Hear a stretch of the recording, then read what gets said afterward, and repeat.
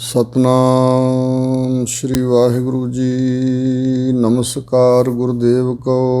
सतनाम जिस मंत्र सुनाया, भवजल विचों कढ़ कै मुक्त पदार्थ माहे समाया। संसायो संसार है, जन्म मरण विच दुख सवाया। जम दंड सिरों ना उतरै, साकत दुर्जन जन्म गवाया। चरण गहे गुरुदेव दे, सत शब्द दे मुक्त कराया। सतनाम श्री वाहिगुरु जी। गौड़ी महला पंजवा। सा मत निर्मल कहियत धीर, राम रसायन पीवत बीर। सा मत निर्मल कहियत धीर। वाहिगुरु जी का खालसा, वाहिगुरु जी की फतेह।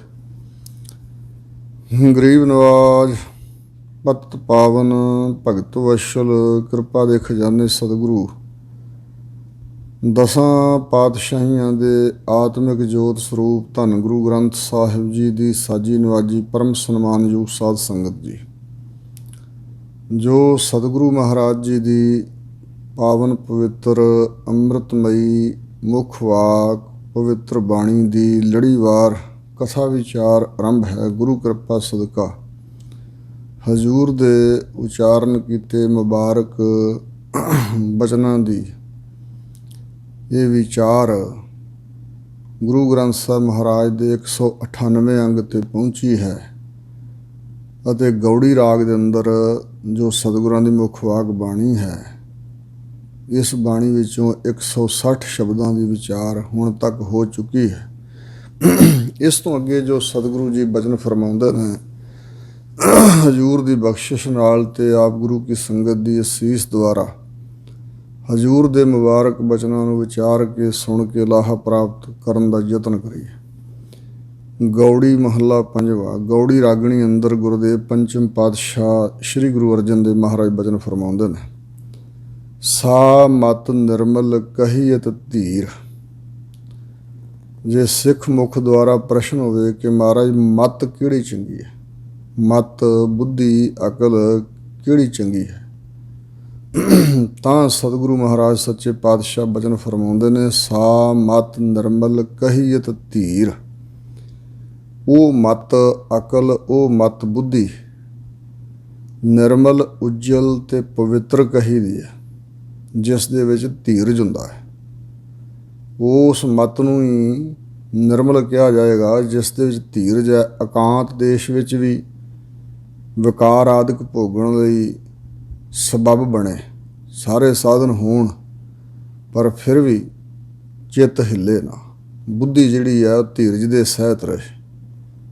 ਜਿਵੇਂ ਹਜ਼ੂਰ ਦੇ ਮੁੱਖ ਵਾਕ ਬਚਨ ਭੱਟਾਂ ਦੇ ਸਵਈਆਂ 'ਚ ਜਿਹੜੇ ਬਚਨ ਆਉਂਦੇ ਨੇ ਸਤਿਗੁਰਾਂ ਦੀ ਬਾਣੀ ਪਵਿੱਤਰ, ਉੱਥੇ ਰੁਕ ਮਾਂਗਦ ਕਰਤੂਤ ਰਾਮ ਜੰਪਹੁ ਨਿਤ ਭਾਈ, ਅੰਬਰੀਕ ਪ੍ਰਹਿਲਾਦ ਸ਼ਰਨ ਗੋਬਿੰਦ ਗਤ ਪਾਈ। ਜਿਹੜਾ ਰੁਕਮਾਂਗਦ ਰਾਜਾ ਹੋਇਆ, ਉਸ ਦੇ ਬਾਗ ਵਿੱਚੋਂ ਕਹਿੰਦੇ ਫੁੱਲ ਟੁੱਟਦੇ ਸੀ ਚੋਰੀ ਰਾਤ ਨੂੰ, ਅਤੇ ਉਸ ਨੇ ਬੜੀ ਪਹਿਰੇਦਾਰੀ ਰੱਖੀ ਉੱਥੇ, ਪਰ ਨਹੀਂ, ਫੁੱਲ ਟੁੱਟਣੋਂ ਨਹੀਂ ਹਟੇ। ਫਿਰ ਕਹਿੰਦੇ ਵੀ ਨਜੂਮੀਆਂ ਨੂੰ ਪੁੱਛਿਆ ਗਿਆ, ਜੋਤਸ਼ੀਆਂ ਨੂੰ, ਉਹ ਕਹਿਣ ਲੱਗੇ ਵੀ ਉਹਨਾਂ ਫੁੱਲਾਂ ਦੇ ਨੇੜੇ ਕੰਡਿਆਂ ਵਾਲੇ ਬਤਊਆਂ ਦੇ ਬੂਟੇ ਲਾ ਦਿਓ, ਫਿਰ ਤੁਹਾਡੇ ਚੋਰ ਪਕੜੇ ਜਾਣਗੇ।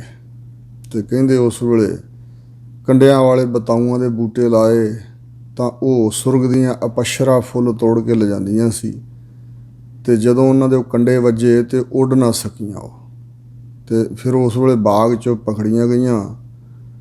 ਅਤੇ ਉਹ ਸੁੰਦਰ ਸਰੂਪ ਬਹੁਤ ਸਨ, ਅਤੇ ਸਾਰੀ ਜਿਹੜੀ ਨਗਰੀ ਸੀ ਉਹ ਜਦੋਂ ਆਈ ਵੇਖਣ ਵਾਸਤੇ ਲੋਕ ਇਕੱਠੇ ਹੋਏ, ਅਤੇ ਬੜਿਆਂ ਦੇ ਚਿੱਤ ਹਿੱਲ ਗਏ ਸੀ ਉਹਨਾਂ ਦੇ ਸੁੰਦਰ ਸਰੂਪ ਨੂੰ ਵੇਖ ਕੇ। ਅਤੇ ਰੁਕਮਾਂਗਦ ਰਾਜ ਦਾ ਚਿੱਤ ਜਿਹੜਾ ਭਜਨ 'ਚ ਸਥਿਤ ਸੀ, ਭਜਨ ਵਿੱਚ ਐਨ ਟਿਕਿਆ ਹੋਇਆ ਸੀ, ਅਤੇ ਉਸ ਦਾ ਚਿੱਤ ਨਹੀਂ ਸੀ ਹਿੱਲਿਆ।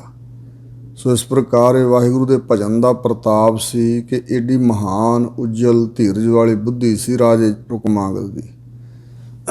ਇਸ ਤਰ੍ਹਾਂ ਦਾ ਰਾਜੇ ਰੁਕਮਾਂਗਦ ਦਾ ਦ੍ਰਿਸ਼ਟਾਂਤ ਦਿੱਤਾ ਹੋਇਆ।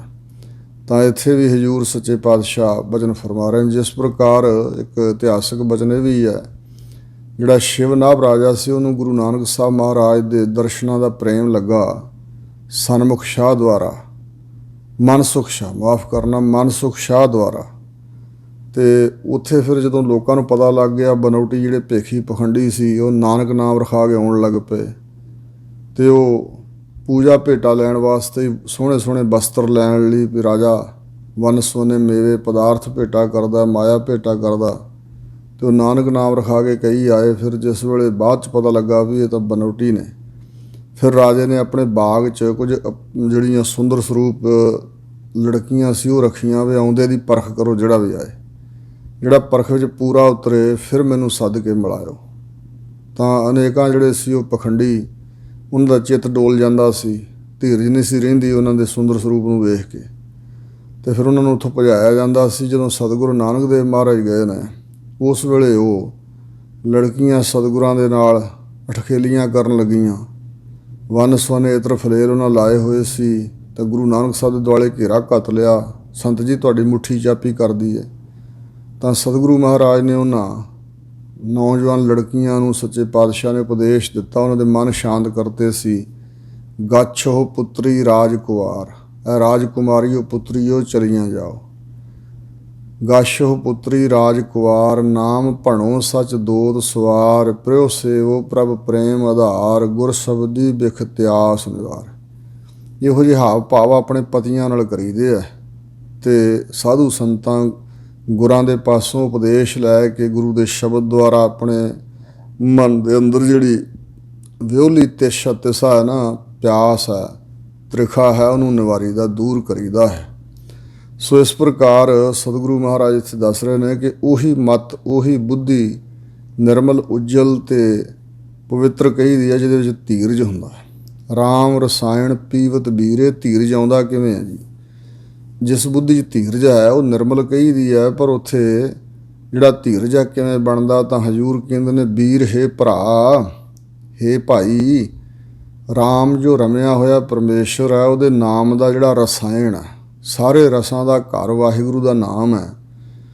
ਉਸ ਰਸਾਂ ਦੇ ਘਰ ਵਾਹਿਗੁਰੂ ਦੇ ਨਾਮ ਦੇ ਅੰਮ੍ਰਿਤ ਨੂੰ ਪੀਵਤ ਜਿਹੜੇ ਪੀਂਦੇ ਹਨ, ਉਹ ਪੀਵਤ ਪੀਉਣ ਦੇ ਨਾਲ, ਪੀ ਲੈਣ ਦੇ ਨਾਲ, ਪੀਂਦਿਆਂ ਸਾਰ ਧੀਰਜ ਆ ਜਾਂਦਾ ਅਤੇ ਬੁੱਧੀ ਪਵਿੱਤਰ ਹੋ ਜਾਂਦੀ ਹੈ।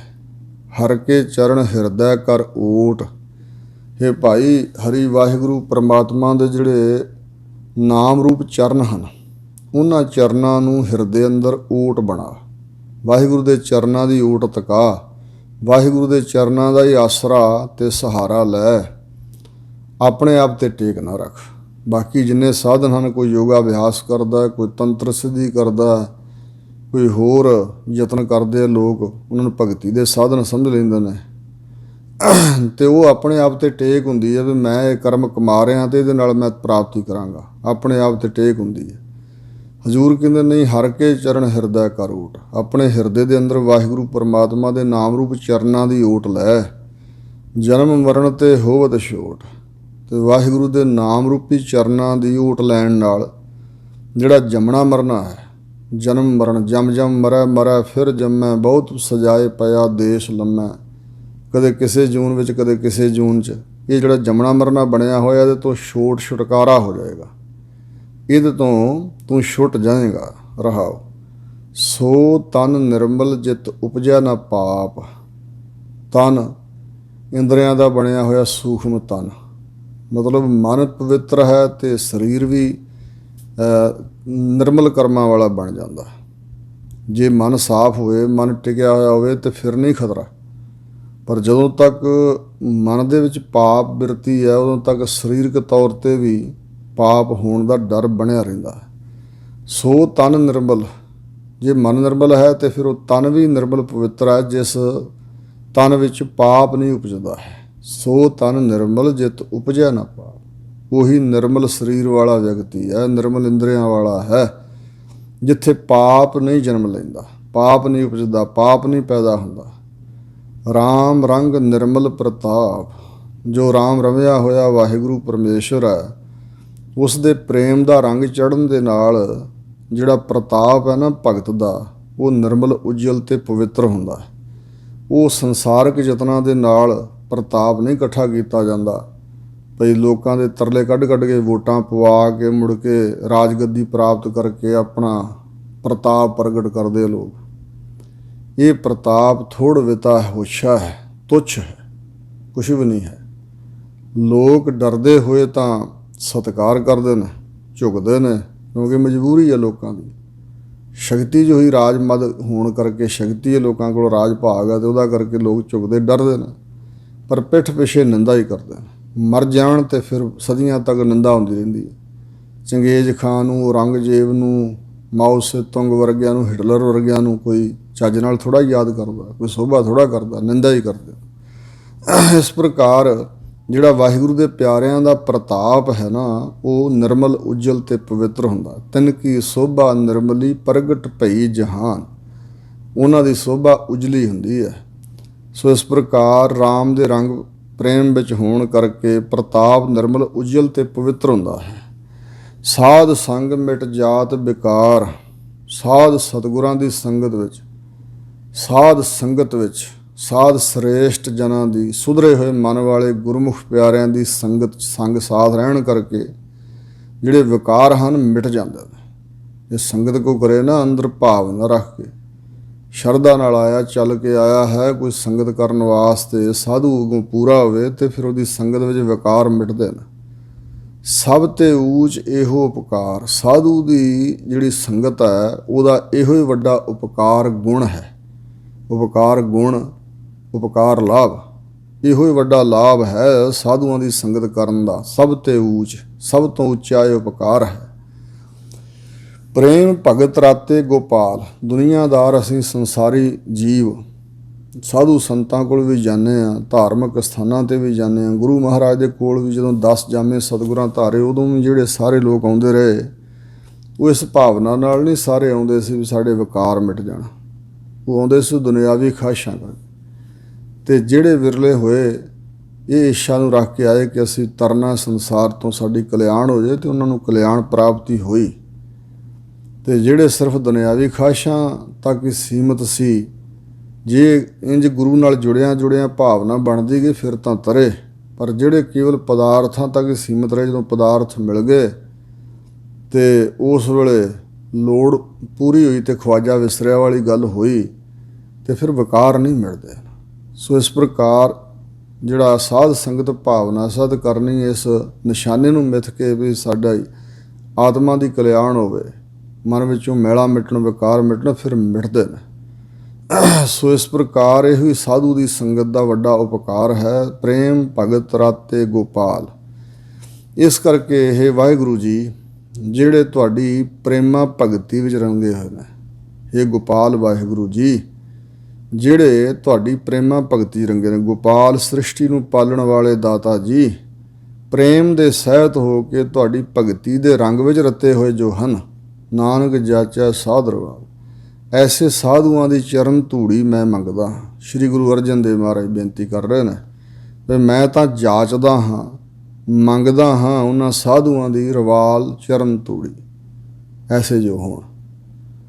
ਸੋ ਇਸ ਪ੍ਰਕਾਰ ਜਿਨ੍ਹਾਂ ਨੇ ਪੂਰਨ ਦੇਖਿਓ ਪਰਮਾਤਮਾ, ਦੁਐਤੈ ਸਰਬ ਨਿਵਾਰ, ਭਏ ਸ਼ਾਂਤ ਮਨ ਸੰਤ ਜੇ, ਤਿੰਨ ਪਗ ਨਮੋ ਹਮਾਰ, ਭਾਈ ਸੰਤੋਖ ਸਿੰਘ ਨੇ ਲਿਖਿਆ ਹੈ। ਸੋ ਇਸ ਪ੍ਰਕਾਰ ਜਿਨ੍ਹਾਂ ਦੇ ਸਤਿਗੁਰ ਸ਼ਬਦ ਕਮਾਏ, ਜਿਨ ਜੀਤੇ ਪੰਚ ਬੇਕਾਰ, ਐਸੇ ਜਿਹੜੇ ਸੰਤ ਨੇ ਉਹਨਾਂ ਦੀ ਚਰਨ ਧੂੜੀ ਅਸੀਂ ਮੰਗਦੇ ਹਾਂ। ਭੇਖ ਬਨਾਵਟ ਨਕਲ ਬਥੇਰੀ ਦੁਨੀਆ 'ਚ ਹੁੰਦੀ ਹੈ, ਪਰ ਅਸਲੀਅਤ ਵੀ ਹੁੰਦੀ ਹੈ। ਉਹ ਹੋਵੇ, ਉਹ ਐਸਾ ਸੰਤ ਮਿਲੇ ਅਤੇ ਉਹਦੀ ਚਰਨ ਧੂੜ ਮੰਗੀਏ, ਉਹਦੇ ਪ੍ਰਤੀ ਸ਼ਰਧਾ ਰੱਖੀਏ, ਤਾਂ ਉਹਦੀ ਸੰਗਤ ਦੁਆਰਾ ਵਿਕਾਰ ਮਿਟ ਕੇ ਮੁਕਤ ਅਵਸਥਾ ਨੂੰ ਪ੍ਰਾਪਤ ਹੋ ਸਕੀਦਾ। ਗੌੜੀ ਮਹੱਲਾ ਪੰਜਵਾਂ। ਗੌੜੀ ਰਾਗਣੀ ਅੰਦਰ ਗੁਰਦੇਵ ਪੰਚਮ ਪਾਤਸ਼ਾਹ ਧੰਨ ਗੁਰੂ ਅਰਜਨ ਦੇਵ ਮਹਾਰਾਜ ਦਾਤਾ ਜੀ ਬਚਨ ਫਰਮਾਉਂਦੇ ਨੇ, ਐਸੀ ਪ੍ਰੀਤ ਗੋਬਿੰਦ ਸਿਉ ਲਾਗੀ। ਇਹੋ ਜਿਹੀ ਪ੍ਰੀਤ ਗੋਬਿੰਦ ਪਰਮਾਤਮਾ ਦੇ ਨਾਲ ਲੱਗੀ ਹੈ। ਉਸ ਪ੍ਰੀਤ ਦਾ ਅੱਗੇ ਜ਼ਿਕਰ ਕਰ ਰਹੇ ਨੇ। ਮੇਲ ਲਏ ਪੂਰਨ ਵਡਭਾਗੀ, ਐਸੀ ਪ੍ਰੀਤ ਜਿਨ੍ਹਾਂ ਦੀ ਗੋਬਿੰਦ ਪਰਮਾਤਮਾ ਨਾਲ ਲੱਗੀ, ਉਹ ਵਡਭਾਗੀ, ਵੱਡਿਆਂ ਭਾਗਾਂ ਵਾਲੇ। ਪੂਰਨ ਪਰਮਾਤਮਾ ਨੇ ਆਪਣੇ ਨਾਲ ਮੇਲ ਲਏ, ਉਹਨਾਂ ਨੂੰ ਪੂਰਨ ਬਣਾ ਦਿੱਤਾ। ਪੂਰਨ ਵੱਡਿਆਂ ਭਾਗਾਂ ਵਾਲੇ ਹਨ, ਉਹਨਾਂ ਦੇ ਭਾਗ ਮੁਕੰਮਲ ਨੇ ਔਰ ਉਹ ਪੂਰਨ ਕਰ ਦਿੱਤੇ ਪ੍ਰਮਾਤਮਾ ਨੇ, ਪੂਰੇ ਕਰਕੇ ਆਪਣੇ ਨਾਲ ਮੇਲ ਲਏ। ਕਿਸੇ ਪ੍ਰਕਾਰ ਦਾ ਗੁਣ ਵੱਲੋਂ ਉਹ ਅਧੂਰੇ ਨਹੀਂ ਰਹੇ, ਆਤਮਿਕ ਗਿਆਨ ਵੱਲੋਂ ਅਧੂਰੇ ਨਹੀਂ ਰਹੇ ਹਨ। ਸੋ ਇਸ ਪ੍ਰਕਾਰ ਉਹ ਪੂਰਨ ਕਰ ਦਿੱਤੇ, ਪੂਰਨ ਪੁਰਖ ਬਣਾਉਣ 'ਤੇ ਉਹ ਵਡਭਾਗੀ ਪਰਮੇਸ਼ਰ ਨੇ ਮੇਲ ਲਿਆ, ਅਥਵਾ ਪੂਰਨ ਜੋ ਪ੍ਰਮਾਤਮਾ ਹੈ ਉਸਨੇ ਉਹਨਾਂ ਵਡਭਾਗੀਆਂ ਨੂੰ ਆਪਣੇ ਨਾਲ ਮੇਲ ਲਿਆ। ਰਹਾਓ, ਭਰਤਾ ਪੇਖ ਬਿਗਸੈ ਜਿਉ ਨਾਰੀ, ਉਹਨਾਂ ਦੀ ਗੱਲ ਕਰ ਰਹੇ ਹਜ਼ੂਰ ਕਹਿੰਦੇ ਭਈ ਜਿਨ੍ਹਾਂ ਦੀ ਇਹੋ ਜਿਹੀ ਪ੍ਰੀਤ ਹੈ। ਨਾਰੀ ਇਸਤਰੀ ਜਦੋਂ ਪਤੀ ਵਰਤਾ ਹੋਵੇ ਅਤੇ ਪਤੀ ਗਿਆ ਹੋਵੇ ਕਿਤੇ ਦੁਰਾਡੇ ਪ੍ਰਦੇਸ਼, ਅਤੇ ਜਦੋਂ ਮੁੜ ਆਉਂਦਾ ਘਰ ਨੂੰ, ਅਤੇ ਜਿਹੜੀ ਪਤੀ ਵਰਤਾ ਨਾਰੀ ਹੈ ਨਾ, ਉਹ ਆਪਣੇ ਭਰਤਾ ਪਤੀ ਨੂੰ ਵੇਖ ਕੇ ਜਿਵੇਂ ਬਿਗਸਦੀ, ਖੁਸ਼ ਹੁੰਦੀ, ਪ੍ਰਸੰਨ ਹੋ ਜਾਂਦੀ, ਬਾਗੋ ਬਾਗ ਹੋ ਜਾਂਦੀ। ਹੱਬੇ ਟੋਲ ਸੁਹਾਵਣੇ ਸਹੁ ਬੈਠਾ ਅੰਗਣ ਮੱਲ, ਜਿਸ ਪਤਨੀ ਦਾ ਪਤੀ ਅੰਗਣ ਵਿਹੜਾ ਮੱਲ ਕੇ ਮੰਜੇ 'ਤੇ ਬੈਠਾ, ਉਹਦੇ ਸਾਰੇ ਟੋਲ ਪਦਾਰਥ ਸੁਭਾਏ ਮਨ ਹੈ, ਉਹਨੂੰ ਚੰਗੇ ਲੱਗਦੇ ਨੇ। ਪਰ ਜੋ ਪਤੀ ਵਰਤਾ ਹੈ ਅਤੇ ਉਹ ਹਰ ਜਨ ਜੀਵੈ ਨਾਮ ਚਿਤਾਰੀ, ਇਸੇ ਤਰ੍ਹਾਂ ਜੋ ਹਰੀ ਪਰਮਾਤਮਾ ਦਾ ਜਨ ਸੇਵਕ ਹੈ ਨਾ, ਅਸਲੀ ਭਗਤ ਹੈ, ਉਹ ਜਦੋਂ ਪਰਮਾਤਮਾ ਦੇ ਨਾਮ ਨੂੰ ਚਿਤਾਰਦਾ, ਭਾਵ ਅਰਾਧਦਾ ਹੈ, ਸਿਮਰਦਾ ਹੈ, ਚੇਤੇ ਵਿੱਚ ਯਾਦ ਕਰਦਾ, ਅਤੇ ਉਸ ਵੇਲੇ ਉਹ ਜਿਉਂਦਾ ਹੈ। ਆਤਮਿਕ ਜੀਵਨ ਉਹ ਕਹਿੰਦਾ ਮੈਨੂੰ ਪ੍ਰਾਪਤ ਹੁੰਦਾ। ਇੱਥੇ ਜਿਉਣ ਦਾ ਅਰਥ ਹੈ ਖੁਸ਼ ਪ੍ਰਸੰਨ ਹੁੰਦਾ। ਜਿਵੇਂ ਕਹੀਦਾ ਨਾ ਵੀ ਤੇਰੇ ਤੋਂ ਬਗੈਰ ਮੇਰੀ ਤਾਂ ਇਹ ਹਾਲਤ ਸੀ ਜਿਵੇਂ ਮਰ ਗਿਆ ਮੈਂ, ਅਤੇ ਜਦੋਂ ਮਿਲ ਪਏ ਆਪਣਾ ਸੱਜਣ ਤੇ ਕਹਿੰਦੇ ਅਸੀਂ ਜਿਉ ਪਏ ਹਾਂ, ਤੇਰਾ ਦਰਸ਼ਨ ਕਰਕੇ ਜਿਉ ਪਏ, ਜਿਵੇਂ ਮਾਂ ਪੁੱਤ ਨੂੰ ਵੇਖ ਕੇ ਜਿਉਂਦੀ ਹੈ। ਸੋ ਇਸ ਪ੍ਰਕਾਰ ਅੱਗੇ ਬਚਨ ਆ ਰਿਹਾ, ਪੂਤ ਪੇਖ ਜਿਉ ਜੀਵਤ ਮਾਤਾ। ਹਜ਼ੂਰ ਕਹਿੰਦੇ ਨੇ ਪੁੱਤਰ ਨੂੰ ਵੇਖ ਕੇ ਜਿਵੇਂ ਮਾਤਾ ਉਸ ਪੁੱਤਰ ਦੀ ਮਾਤਾ ਜਿਵੇਂ ਜਿਉਂਦੀ ਹੈ, ਖੁਸ਼ ਪ੍ਰਸੰਨ ਹੁੰਦੀ ਹੈ, ਮਨ ਨੂੰ ਜੀਵਨ ਮਿਲ ਜਾਂਦਾ ਉਸ ਨੂੰ।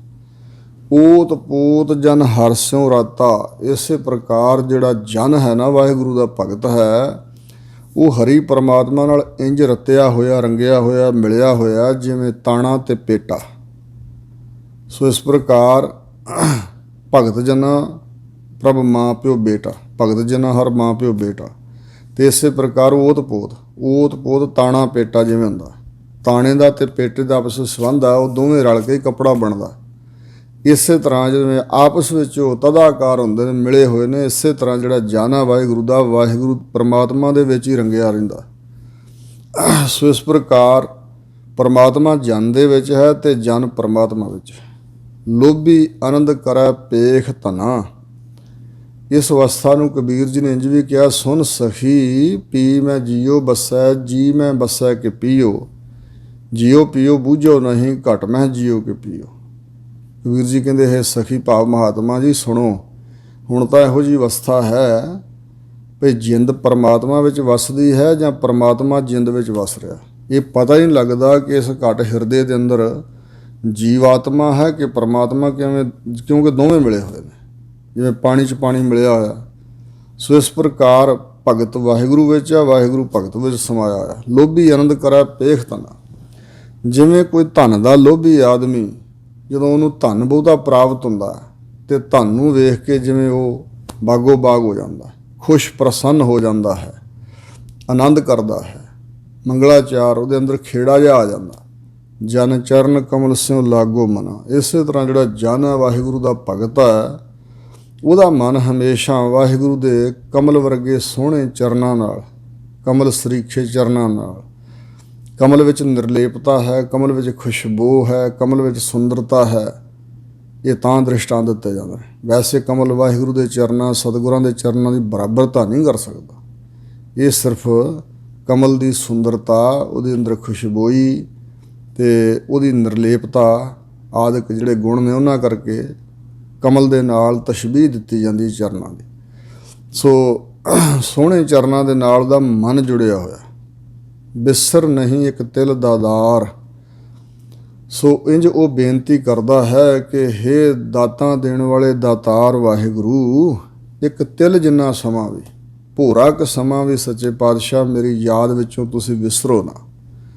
ਨਾਨਕ ਕੇ ਪ੍ਰਭ ਪ੍ਰਾਨ ਆਧਾਰ, ਸਤਿਗੁਰੂ ਅਰਜਨ ਦੇਵ ਜੀ ਕਹਿੰਦੇ ਨੇ ਕਿ ਉਹ ਕਹਿੰਦਾ ਮੇਰੇ ਪ੍ਰਾਣਾ ਸਵਾਸਾਂ ਦਾ ਆਸਰਾ ਹੈ ਪ੍ਰਭੂ ਜੀ ਤੁਸੀਂ ਹੋ। ਸਤਿਗੁਰੂ ਮਹਾਰਾਜ ਆਪਣੀ ਅਵਸਥਾ ਵੀ ਬਿਆਨ ਕਰ ਰਹੇ ਨੇ ਕਿ ਵਾਹਿਗੁਰੂ ਅੱਗੇ ਬੇਨਤੀ ਹੈ ਕਿ ਮਹਾਰਾਜ ਇੱਕ ਤਿਲ ਮਾਤਰ ਭੋਰਾ ਮਾਤਰ ਵੀ ਹੈ ਦਾਤਾਰ ਜੀ ਵਿਸਰੋ ਨਾ ਮੇਰੇ ਤੇ ਪ੍ਰਾਣਾਂ ਦਾ ਆਸਰਾ ਤੁਸੀਂ ਹੋ, ਮੇਰੇ ਸਵਾਸਾਂ ਦਾ ਆਧਾਰ ਤੁਸੀਂ ਹੋ ਵਾਹਿਗੁਰੂ ਜੀ। ਗੌੜੀ ਮਹੱਲਾ ਪੰਜਵਾ। ਗੌੜੀ ਰਾਗਣੀ ਦੇ ਅੰਦਰ ਗੁਰਦੇਵ ਪੰਚਮ ਪਾਤਸ਼ਾਹ ਅਗਲਾ ਸ਼ਬਦ ਉਚਾਰਦੇ ਨੇ, ਰਾਮ ਰਸਾਇਣ ਜੋ ਜਨ ਗੀਧੇ। ਰਾਮ ਜੋ ਰਮਿਆ ਹੋਇਆ ਪਰਮਾਤਮਾ ਹੈ ਵਾਹਿਗੁਰੂ ਵਿਆਪਕ ਸਰੂਪ ਅਕਾਲ ਪੁਰਖ ਜੀ, ਉਹਨਾਂ ਦਾ ਜੋ ਨਾਮ ਹੈ ਉਹ ਸਾਰੇ ਰਸਾਂ ਦਾ ਘਰ, ਭਾਵ ਸਾਰੇ ਰਸਾਂ 'ਚੋਂ ਉੱਚੇ ਰਸ ਵਾਲਾ। ਰਸਾਇਣ ਜਿਵੇਂ ਪਾਰਾ ਸੋਧ ਕੇ ਰੱਖਿਆ ਹੁੰਦਾ ਉਹਨੂੰ ਰਸਾਇਣ ਕਹਿੰਦੇ ਨੇ। ਗਜ਼ਾ ਜਿਹੜੀ ਸਰੀਰ ਨੂੰ ਤਾਕਤ ਦੇਣ ਵਾਲੀ, ਭਾਵ ਉਂਝ ਕਿਸੇ ਬਿਮਾਰੀ ਖਾਤਰ ਨਹੀਂ ਖਾਧੀ ਜਾਂਦੀ ਉਹ ਚੀਜ਼, ਬਲ ਤਾਕਤ ਸਰੀਰ ਨੂੰ ਰਿਸ਼ਟ ਪੁਸ਼ਟ ਰੱਖਣ ਵਾਸਤੇ ਜਿਹੜੀਆਂ ਚੀਜ਼ਾਂ ਖਾਧੀਆਂ ਜਾਂਦੀਆਂ, ਜਿਵੇਂ ਕੁਸ਼ਤੇ ਮਾਰੇ ਹੁੰਦੇ ਨੇ ਉਹਨਾਂ ਨੂੰ ਵੀ ਰਸਾਇਣ ਕਿਹਾ ਜਾਂਦਾ। ਸੋ ਇਸ ਪ੍ਰਕਾਰ ਰਸਾਂ ਦਾ ਘਰ ਮਹਾਨ ਵੱਡੀ ਦਵਾਈ ਆਤਮਿਕ ਜੀਵਨ ਵਾਸਤੇ ਜੋ ਵਾਹਿਗੁਰੂ ਦਾ ਨਾਮ ਹੈ। ਇਸ ਰਸਾਇਣ ਵਿੱਚ ਜੋ ਜਨ ਗੀਧੇ, ਜਿਹੜੇ ਜਨ ਗੀਧੇ ਗਿੱਝੇ ਹੋਏ ਨੇ, ਗਿੱਝ ਗਏ ਮਤਲਬ ਮਸਤ ਹੋ ਗਏ ਨੇ। ਚਰਨ ਕਮਲ ਪ੍ਰੇਮ ਭਗਤੀ ਵਿਧੇ, ਪ੍ਰੇਮ ਦੇ ਸਹਿਤ ਭਗਤੀ ਕਰਦੇ ਹੋਏ ਵਾਹਿਗੁਰੂ ਦੇ ਚਰਨਾਂ ਕਮਲਾਂ ਨਾਲ ਐਸੀ ਪ੍ਰੀਤ ਬਣੀ ਕਿ ਜਿਵੇਂ ਹਿਰਦਾ ਵਿੰਨਿਆ ਗਿਆ। ਰਾਮ ਭਗਤ ਅਣਿਆਲੇ ਤੀਰ, ਰਾਮ ਦੀ ਭਗਤੀ ਦੇ ਅਣੀਆਂ ਵਾਲੇ ਤੀਰ ਕਹਿੰਦੇ ਵਜੇ ਨੇ ਹਿਰਦੇ 'ਚ, ਹਜ਼ੂਰ ਕਹਿੰਦੇ ਨੇ। ਸੋ ਇਸ ਪ੍ਰਕਾਰ ਇਹਦੇ ਵਿੱਚ ਵਿੰਨੇ ਹੋਏ ਨੇ। ਜਿਵੇਂ ਕੋਈ ਚੀਜ਼ ਵਿੱਝ ਗਈ ਫਿਰ ਆਸੇ ਪਾਸੇ ਨਹੀਂ ਜਾਂਦੀ, ਤੀਰ ਜਿਸ ਦੇ ਵੱਜ ਜਾਏ ਤੇ ਉਹਨੂੰ ਪਰੋਲੇ ਤੀਰ ਆਪਣੇ ਵਿੱਚ, ਤੇ ਉਹ ਚੀਜ਼ ਹਿਲ ਨਹੀਂ ਸਕਦੀ, ਇੱਧਰ ਉੱਧਰ ਨਹੀਂ ਹੋ ਸਕਦੀ। ਇਸ ਤਰ੍ਹਾਂ ਵਾਹਿਗੁਰੂ ਦੇ ਚਰਨਾਂ ਕਮਲਾਂ ਨਾਲ ਪ੍ਰੇਮ ਸਹਿਤ ਭਗਤੀ ਕਰਦੇ ਹੋਏ ਚਰਨਾਂ ਦੇ ਪ੍ਰੇਮ ਦੀ ਭਗਤੀ ਵਿੱਚ ਵਿੰਨੇ ਹੋਏ ਨੇ। ਰਹਾਓ ਆਨ ਰਸਾ ਦਿਸਹਿ ਸਭ ਛਾਰ, ਉਹਨਾਂ ਦੀ ਕੀ ਅਵਸਥਾ ਜੀ।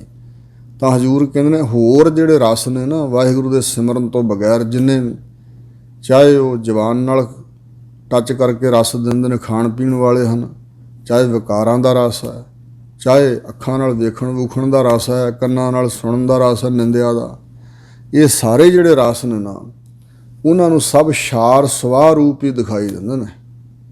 ਜਿਹੜੇ ਭਗਤ ਇਸ ਅਵਸਥਾ ਵਾਲੇ ਨੇ ਨਾ ਵਾਹਿਗੁਰੂ ਦੇ ਨਾਮ ਰਸ ਵਿੱਚ ਜੋ ਗਿੱਝੇ ਹੋਏ ਨੇ ਤੇ ਚਰਨਾਂ ਕਮਲਾਂ ਦੀ ਪ੍ਰੀਤ ਪ੍ਰੇਮਾ ਭਗਤੀ 'ਚ ਵਿੰਨੇ ਹੋਏ ਨੇ ਹਿਰਦੇ, ਉਹਨਾਂ ਨੂੰ ਹੋਰ ਸਾਰੇ ਰਸ ਕਸ ਛਾਰ ਸਵਾਹ ਰੂਪ ਹੀ ਦਿਸਦੇ ਨੇ। ਵਿਖਿਆ ਰੰਗ ਕੂੜਾਵਿਆ ਦਿਸਣ ਸਭੇ ਛਾਰ, ਨਾਮ ਬਿਨਾ ਨੇਫਲ ਸੰਸਾਰ। ਉਹ ਕਹਿੰਦੇ ਨੇ ਵਾਹਿਗੁਰੂ ਪਰਮਾਤਮਾ ਦੇ ਨਾਮ ਤੋਂ ਬਗੈਰ ਜਿਹੜਾ ਸੰਸਾਰ 'ਚ ਜਿਉਣਾ ਹੈ ਤਾਂ ਸਾਰਾ ਨਿਸਫਲ ਹੈ, ਵਿਅਰਥ ਹੈ, ਹੋਰ ਕੋਈ ਫਲ ਹੀ ਨਹੀਂ ਹੈ। ਮਨੁੱਖਾ ਦੇਹ ਨੂੰ ਧਾਰਨ ਕਰਕੇ ਪ੍ਰਾਪਤ ਕਰਨ ਵਾਲਾ ਕੋਈ ਫਲ ਹੀ ਨਹੀਂ। ਨਾਮ ਨਹੀਂ ਜੀਵਨ ਵਿੱਚ ਤੇ ਕੁਛ ਵੀ ਨਹੀਂ ਹੈ। ਜਿਵੇਂ ਹਜ਼ੂਰ ਦੇ ਮੁੱਖ ਵਾਕ ਬਚਨ ਹਨ ਕਿ ਜਿਸ ਤਰ੍ਹਾਂ ਰਬਾਬ ਹੈ ਤੇ ਉਹਦੇ 'ਤੇ ਤੰਦੀ ਹੈ ਨਹੀਂ, ਤੇ ਉਹ ਰਬਾਬ ਵਿੱਚੋਂ ਕੋਈ ਮੀਂਡਾਂ ਨਹੀਂ ਨਿਕਲ ਸਕਦੀਆਂ, ਰਾਗ ਰਾਗਣੀਆਂ ਨਹੀਂ ਗਾਏ ਜਾ ਸਕਦੇ। ਬਿਨ ਬਾਜਾ ਕੈਸੋ ਨਿਰਤਕਾਰੀ, ਜਿਹੜਾ ਬਾਜਾ ਹੈ ਉਹਦੇ ਤੋਂ ਬਗੈਰ ਨਿਰਤਕਾਰੀ ਨਹੀਂ ਹੋ ਸਕਦੀ। ਨੱਚਣ ਵਾਲਾ ਜਾਂ ਨੱਚਣ ਵਾਲੀ ਨੱਚੇਗਾ ਕਿਆ ਜੇ ਵਾਜਾ ਨਹੀਂ ਵੱਜਦਾ, ਵਾਜੇ ਦੇ ਤਾਲ ਅਨੁਸਾਰ ਹੀ ਨੱਚਿਆ ਜਾਂਦਾ। ਇਹ ਦ੍ਰਿਸ਼ਟਾਂਤ ਹੈ ਕਿ ਬਿਨ ਬਾਜਾ ਕੈਸੋ ਨਿਰਤਕਾਰੀ, ਬਿਨ ਕੰਠੈ ਕੈਸੇ ਗਾਵਨਹਾਰੀ। ਗਾਉਣ ਵਾਲੀ ਜਾਂ ਗਾਉਣ ਵਾਲਾ ਉਹਦਾ ਕੰਠ ਗਲਾ ਹੀ ਹੈ ਨਹੀਂ, ਗਲਾ ਸਾਥ ਨਹੀਂ ਦੇ ਰਿਹਾ, ਗਲੇ 'ਚੋਂ ਆਵਾਜ਼ ਨਹੀਂ ਨਿਕਲ ਰਹੀ ਤੇ ਉਹ ਗਾਵੇਗਾ ਕੀ। ਜੀਲ ਬਿਨਾ ਕੈਸੇ ਵੱਜਿਆ ਰਬਾਬ, ਜੀਲ ਤੰਦੀ ਜਿਹੜੀ ਉੱਪਰਲੀ ਉਹਦੇ ਤੋਂ ਬਗੈਰ ਰਬਾਬ ਕਿਵੇਂ ਵੱਜ ਸਕਦੀ। ਗੱਜ ਕਿੱਥੇ ਫੇਰੇਗਾ ਵਜਾਉਣ ਵਾਲਾ, ਤੇ ਉਹਦੇ 'ਚੋਂ ਰਾਗ ਰਾਗਣੀਆਂ ਕਿਵੇਂ ਅਲਾਪੇ ਜਾਣਗੇ। ਨਾਮ ਬਿਨਾ ਬਿਰਥੇ ਸਭ ਕਾਜ, ਵਾਹਿਗੁਰੂ ਦਾ ਨਾਮ ਜੀਵਨ ਵਿੱਚ ਹੈ ਨਹੀਂ ਤੇ ਹੋਰ ਸਾਰੇ ਕਾਜ ਕਾਰਜ ਕਾਰੋ ਵਿਹਾਰ ਸਭ ਵਿਅਰਥ ਹੀ ਹਨ, ਐਵੇਂ ਹਨ, ਨਿਕੰਮੇ ਹੀ ਹਨ, ਹੋਸ਼ੇ ਹੀ ਹਨ। ਕਿਸ ਅਰਥ ਜੀਵਨ ਦਾ ਲਾਭ ਤਾਂ ਪ੍ਰਾਪਤ ਨਹੀਂ ਹੈ। ਸੋ ਇਸ ਪ੍ਰਕਾਰ ਹਜ਼ੂਰ ਕਹਿੰਦੇ ਨਾਮ ਬਿਨਾ ਨੇਫਲ ਸੰਸਾਰ, ਨਾਮ ਤੋਂ ਬਗੈਰ ਸਾਰਾ ਸੰਸਾਰ ਜਾਂ ਸੰਸਾਰ ਵਿੱਚ ਜੀਵਨ ਜੀਵਣਾ ਸਭ ਨਿਸਫਲ ਹੈ। ਅੰਧ ਕੂਪ ਤੇ ਕੱਢ ਆਪ, ਇਹ ਸੰਸਾਰ ਅੰਨਾ ਖੂਹ ਹੈ। ਸੰਸਾਰ ਵਿਖਿਆ ਕੂਪ ਤਮ ਅਗਿਆਨ ਮੋਹਤ ਕੂਪ। ਇਹ ਸੰਸਾਰ ਨੂੰ ਅੱਗੇ ਵੀ ਕਈ ਵਾਰੀ ਬੇਨਤੀ ਕੀਤੀ ਹੈ ਬਈ ਇਹਦੇ ਵਿੱਚ ਪਦਾਰਥਾਂ ਰੂਪੀ ਪਾਣੀ ਭਰਿਆ ਐਸਾ ਸਾਗਰ ਵੀ ਹੈ, ਇਹਨੂੰ ਅੱਗ ਦਾ ਸਾਗਰ ਵੀ ਕਿਹਾ, ਇਹਨੂੰ ਜੰਗਲ ਵੀ ਕਿਹਾ ਹੈ, ਇਸ ਨੂੰ ਅੰਨਾ ਖੂਹ ਵੀ ਕਿਹਾ ਹੈ, ਵਿਖਿਆ ਵਿਕਾਰਾਂ ਦਾ ਖੂਹ ਵੀ ਕਿਹਾ ਹੈ। ਇਸੇ ਪ੍ਰਕਾਰ ਅੰਧਕੂਪ ਉਹ ਖੂਹ ਜਿਹਦੇ ਵਿੱਚ ਹਨੇਰਾ ਹੀ ਹਨੇਰਾ, ਭਾਵ ਤਾਂ ਜ਼ਿਆਦਾ ਡੂੰਘਾ ਤੇ ਥੱਲੇ ਹਨੇਰਾ ਹੀ ਦਿਖਾਈ ਦਿੰਦਾ, ਹੋਰ ਹੈ ਕੁਛ ਨਹੀਂ। ਇਸ ਪ੍ਰਕਾਰ ਜਿੱਥੇ ਕੋਈ ਚਾਨਣ ਹੈ ਹੀ ਨਹੀਂ, ਅੰਨਾ ਖੂਹ ਇਹ ਸੰਸਾਰ ਹੈ। ਇਸ ਤੋਂ ਪ੍ਰਮਾਤਮਾ ਨੇ ਆਪ ਕਿਰਪਾ ਰੂਪੀ ਹੱਥ ਦੇ ਕੇ ਉਹਨਾਂ ਨੂੰ ਕੱਢ ਲਿਆ। ਅੰਧਕੂਪ ਤੇ ਕੱਢ ਆਪ ਬਾਹਰ ਕੱਢ ਲਏ ਹਨ। ਗੁਣ ਗੋਬਿੰਦ ਅਚਰਜ ਪ੍ਰਤਾਪ, ਗੋਬਿੰਦ ਪ੍ਰਮਾਤਮਾ ਦੇ ਗੁਣ ਗਾਉਣ ਦੇ ਨਾਲ ਉਹਨਾਂ ਦਾ ਬੜਾ ਅਚਰਜ ਅਲੌਕਿਕ ਪ੍ਰਤਾਪ ਦੁਨੀਆ 'ਚ ਪ੍ਰਗਟ ਹੋਇਆ।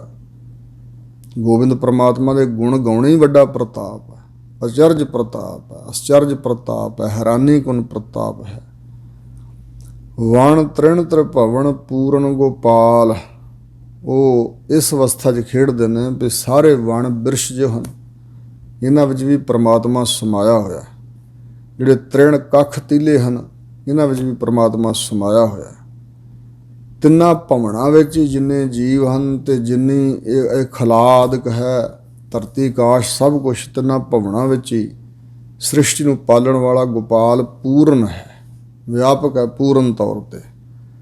ਵਣ ਬਿਰਸ਼ ਦੀ ਨਿਆਈ ਇਹ ਸਰੀਰ ਹੈ, ਤ੍ਰਿਣ ਜਿਹੜੇ ਕੱਖਾਂ ਦੀ ਨਿਆਈ ਇੰਦਰੇ ਹਨ।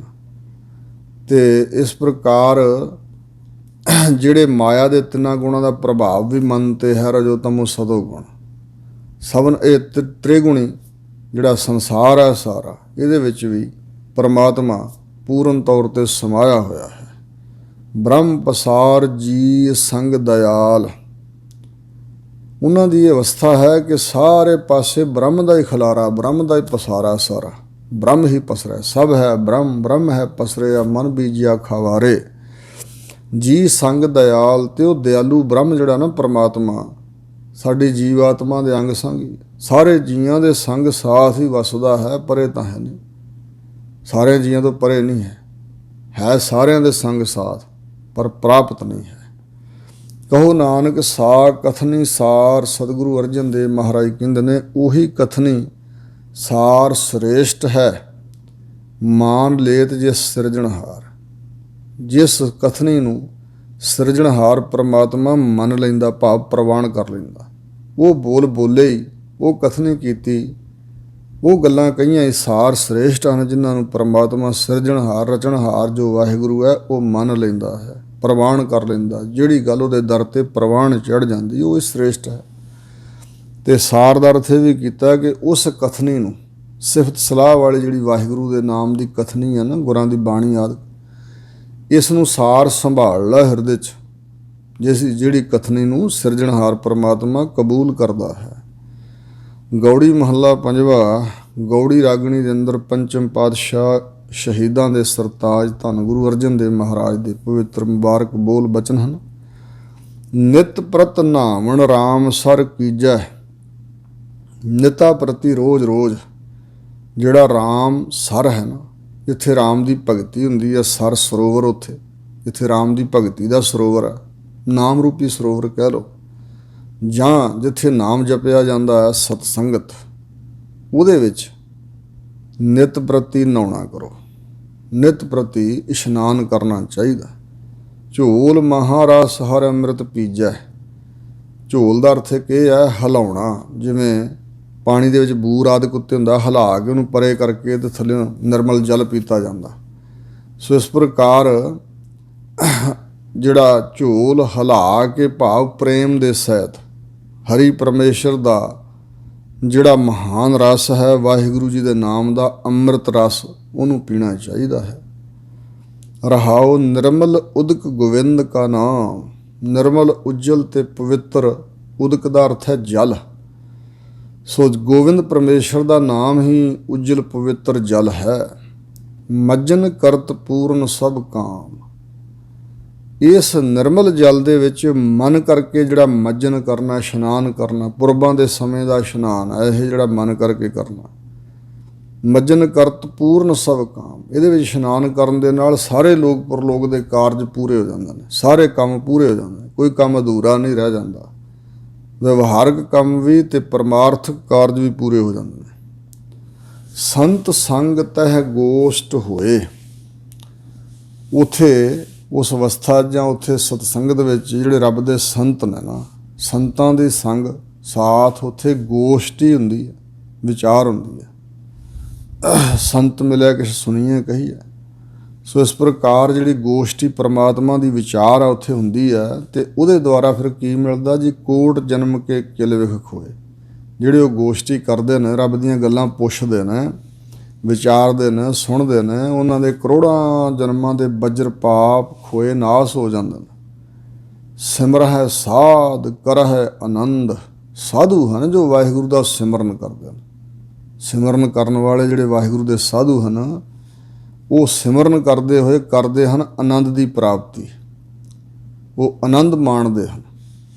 ਮਨ ਤਨ ਰਵਿਆ ਪਰਮਾਨੰਦ, ਕਿਉਂਕਿ ਉਹਨਾਂ ਦੇ ਮਨ ਅੰਦਰ ਵੀ, ਤਨ ਇੰਦਰੀਆਂ ਅੰਦਰ ਸਾਰੇ ਪਾਸੇ ਰਵਿਆ ਪੂਰਨ ਹੋ ਰਿਹਾ, ਅਭੇਦ ਹੋ ਰਿਹਾ ਹੈ। ਉਸੇ ਦਾ ਰਵਿਆ ਉਚਾਰਨ ਹੋ ਰਿਹਾ ਜੋ ਪਰਮ ਆਨੰਦ ਸਰੂਪ ਹੈ। ਪਰਮ ਆਨੰਦ ਸਰੂਪ ਵਾਹਿਗੁਰੂ ਉਹਨਾਂ ਦੇ ਮਨ ਵਿੱਚ ਵੀ ਵਸਿਆ ਹੋਇਆ ਹੈ, ਤਨ ਇੰਦਰੀਆਂ ਵਿੱਚ ਵੀ। ਜਿਵੇਂ ਕਿਹਾ ਨਾ, ਪ੍ਰਭ ਜੀ ਬਸੈ ਸਾਧ ਕੀ ਰਸਨਾ। ਇਹ ਤਨ ਮਾਤਰ ਜਿਹੜੇ ਇੰਦਰੇ ਨੇ, ਸਰੀਰ ਘੱਟ ਹਿਰਦਾ ਉਹਨਾਂ ਦਾ, ਨੇਤਰਾਂ ਵਿੱਚ ਵੀ ਪਰਮੇਸ਼ਰੀ ਵਸਿਆ ਹੋਇਆ ਪਰਮ ਆਨੰਦ ਸਰੂਪ, ਪਰਮ ਆਨੰਦ ਸਰੂਪ। ਜਿਸੇ ਪ੍ਰਾਪਤ ਹਰ ਚਰਨ ਨਿਧਾਨ। ਜਿਸ ਸੰਤ ਨੂੰ, ਐਸੇ ਗੁਰਮੁਖ ਨੂੰ ਹਰੀ ਪਰਮਾਤਮਾ ਦੇ ਚਰਨਾਂ ਦਾ ਨਿਧਾਨ ਖਜ਼ਾਨਾ ਪ੍ਰਾਪਤ ਹੈ। ਵਾਹਿਗੁਰੂ ਦੇ ਚਰਨ ਹੀ ਸਾਰਿਆਂ ਸ਼ੁਭ ਗੁਣਾਂ ਦਾ, ਸਾਰੀਆਂ ਸ਼ਕਤੀਆਂ ਦਾ, ਸਾਰੇ ਖਜ਼ਾਨਿਆਂ ਦਾ ਖਜ਼ਾਨਾ ਹੈ। ਜਿਹਨੂੰ ਇਹ ਪ੍ਰਾਪਤ ਹੋ ਗਿਆ, ਨਾਨਕ ਦਾਸ ਤਿਸਹਿ ਕੁਰਬਾਨ। ਸਤਿਗੁਰੂ ਅਰਜਨ ਦੇਵ ਮਹਾਰਾਜ ਕਹਿੰਦੇ ਨੇ ਕਿ ਅਸੀਂ ਦਾਸ ਹਾਂ ਉਸਦੇ, ਅਤੇ ਉਸ ਤੋਂ ਕੁਰਬਾਨ ਜਾਂਦੇ ਹਾਂ, ਸਦਕੇ ਜਾਂਦੇ ਹਾਂ ਅਸੀਂ ਦਾਸ ਬਣ ਕੇ, ਜਿਹਨੂੰ ਉਹ ਖਜ਼ਾਨਾ ਪ੍ਰਾਪਤ ਹੈ, ਜਿਹਦੇ ਹਿਰਦੇ 'ਚ ਵਾਹਿਗੁਰੂ ਪਰਮਾਤਮਾ ਦੇ ਚਰਨ ਵਸੇ ਹੋਏ ਨੇ ਦਿਨ ਰਾਤ। ਗੌੜੀ ਮਹੱਲਾ ਪੰਜਵਾਂ। ਗੌੜੀ ਰਾਗਣੀ ਅੰਦਰ ਗੁਰਦੇਵ ਪੰਚਮ ਪਾਤਸ਼ਾਹ ਬਚਨ ਫਰਮਾਉਂਦੇ ਨੇ, ਸੋ ਕਿਛ ਕਰ ਜਿਤ ਮੈਲ ਨਾ ਲਾਗੈ। ਇਹ ਭਾਈ, ਸਰੀਰਕ ਤੌਰ 'ਤੇ ਉਹ ਕਰਮ ਕਰ ਜਿਨ੍ਹਾਂ ਕਰਮਾਂ ਕਰਕੇ ਮਨ ਨੂੰ ਕੋਈ ਮੈਲ ਨਹੀਂ ਲੱਗਦੀ ਹੈ। ਜਿਹੜੇ ਕਰਮ ਦੀ ਮੈਲ ਲੱਗਦੀ, ਉਹ ਕਰਮ ਨਹੀਂ ਕਰਨਾ ਚਾਹੀਦਾ। ਜਿਤ ਸੇਵਿਆ ਸੁਖ ਪਾਈਐ, ਸੋ ਸਾਹਿਬ ਸਦਾ ਸੰਭਾਲੀਐ। ਜਿਤ ਕੀਤਾ ਪਾਈਐ ਆਪਣਾ, ਸਾ ਘਾਲ ਬੁਰੀ ਕਿਉਂ ਘਾਲੀਐ। ਮੰਦਾ ਮੂਲ ਨਾ ਕੀਚੇ, ਦੇ ਲੰਮੀ ਨਜ਼ਰ ਨਿਹਾਲੀਐ। ਜਿਉ ਸਾਹਿਬ ਨਾਲ ਨਾ ਹਾਰੀਐ, ਤੇਵੇ ਹਾ ਪਾਸਾ ਢਾਲੀਐ। ਕਿਛ ਲਾਹੇ ਉੱਪਰ ਘਾਲੀਐ। ਕਿਉਂਕਿ ਮੰਦੇ ਅਮਲ ਕਰੇਂਦੇ ਆਏ, ਸਜਾਏ ਤਿਨਾ ਹਾਂ। ਫਰੀਦਾ ਅਮਲ ਜੇ ਕੀਤੇ, ਦੁਨੀਆ ਵਿੱਚ ਦਰਗਾਹ ਆਏ ਕੰਮ। ਸੋ ਕਿਛ ਕਰ, ਉਹ ਕੁਛ ਕਰਨਾ ਚਾਹੀਦਾ ਤੈਨੂੰ ਜਿਹਦੇ ਨਾਲ ਮੈਲ ਨਹੀਂ ਲੱਗਦੀ। ਹਰ ਕੀਰਤਨ ਮੈਂ ਇਹੋ ਮਨ ਜਾਗੈ। ਉਹ ਕਰਮ ਜਿਸ ਕਰਕੇ ਹਰੀ ਦਾ ਕੀਰਤਨ ਹੁੰਦਾ ਹੋਵੇ, ਉੱਥੇ ਬੈਠੀਏ, ਅਤੇ ਹਰੀ ਦੇ ਕੀਰਤਨ ਵਿੱਚ ਜਿਹੜਾ ਮਨ ਹੈ, ਇਹ ਮਾਇਆ ਦੇ ਹੱਲਿਆਂ ਤੋਂ ਸੁਚੇਤ ਰਹਿੰਦਾ ਹੈ। ਇਹ ਮਨ ਜਾਗ ਪਏ ਹਰੀ ਦੇ ਕੀਰਤਨ ਵਿੱਚ ਜੁੜਿਆ ਹੋਇਆ, ਜਾਗ ਪੈਂਦਾ ਹੈ। ਇਸ ਕਰਕੇ ਮਤਲਬ ਕੀਰਤਨ ਕਰ ਤੇ ਸੁਣ, ਮਨ ਜਾਗ ਪਏਗਾ। ਸਿਮਰ ਸਿਮਰ ਗੁਰ ਸਤਿਗੁਰੇ ਆਪਣਾ, ਸੋਇਆ ਮਨ ਜਾਗਾਈ। ਇਹ ਸੁੱਤਾ ਪਿਆ ਹੈ। ਨੈਨੋ ਨੀਂਦ ਪਰ ਦ੍ਰਿਸ਼ਟ ਵਿਕਾਰ, ਸਰਵਣ ਸੋਏ ਸੁਣ ਨਿੰਦ ਵਿਚਾਰ। ਰਸਨਾ ਸੋਈ ਲੋਭ ਮੀਠਾ ਸਾਧ, ਮਨ ਸੋਇਆ ਮਾਇਆ ਬਿਸਮਾਰ। ਇਹ ਸੁੱਤਾ ਹੋਇਆ ਨੂੰ ਜਗਾਉਣਾ ਹੈ। ਹਰੀ ਦੇ ਕੀਰਤਨ ਵਿੱਚ ਜੁੜਿਆ ਹੀ ਇਹ ਮਨ ਜਾਗਦਾ ਹੈ। ਰਹਾਓ, ਇੱਕੋ ਸਿਮਰ ਨਾ ਦੂਜਾ ਭਾਵ। ਇੱਕੋ ਪਰਮਾਤਮਾ ਨੂੰ ਹੀ ਸਿਮਰਨ, ਉਹਦਾ ਹੀ ਸਿਮਰਨ ਕਰ, ਇੱਕੋ ਨੂੰ ਯਾਦ ਕਰ, ਨਾ ਦੂਜਾ ਭਾਵ। ਦੂਜਾ ਜਿਹੜਾ ਭਾਵ ਹੈ ਨਾ, ਉਹ ਨਾ ਰੱਖ ਹਿਰਦੇ 'ਚ। ਦੂਜਾ ਭਾਵ ਵਿਸਾਰੀਏ ਤੰਬੋਲਾ ਖਾਇਰੀ। ਦੂਜਾ ਭਾਵ ਸੰਸਾਰ ਦਾ ਮੋਹ ਨਹੀਂ ਹੋਣਾ ਚਾਹੀਦਾ। ਇੱਕੋ ਸਿਮਰ ਪਰਮਾਤਮਾ ਨੂੰ ਪ੍ਰੇਮ ਨਾਲ ਸਿਮਰ, ਨਾ ਦੂਜਾ ਭਾਵ ਹਿਰਦੇ 'ਚ ਵਸਾ।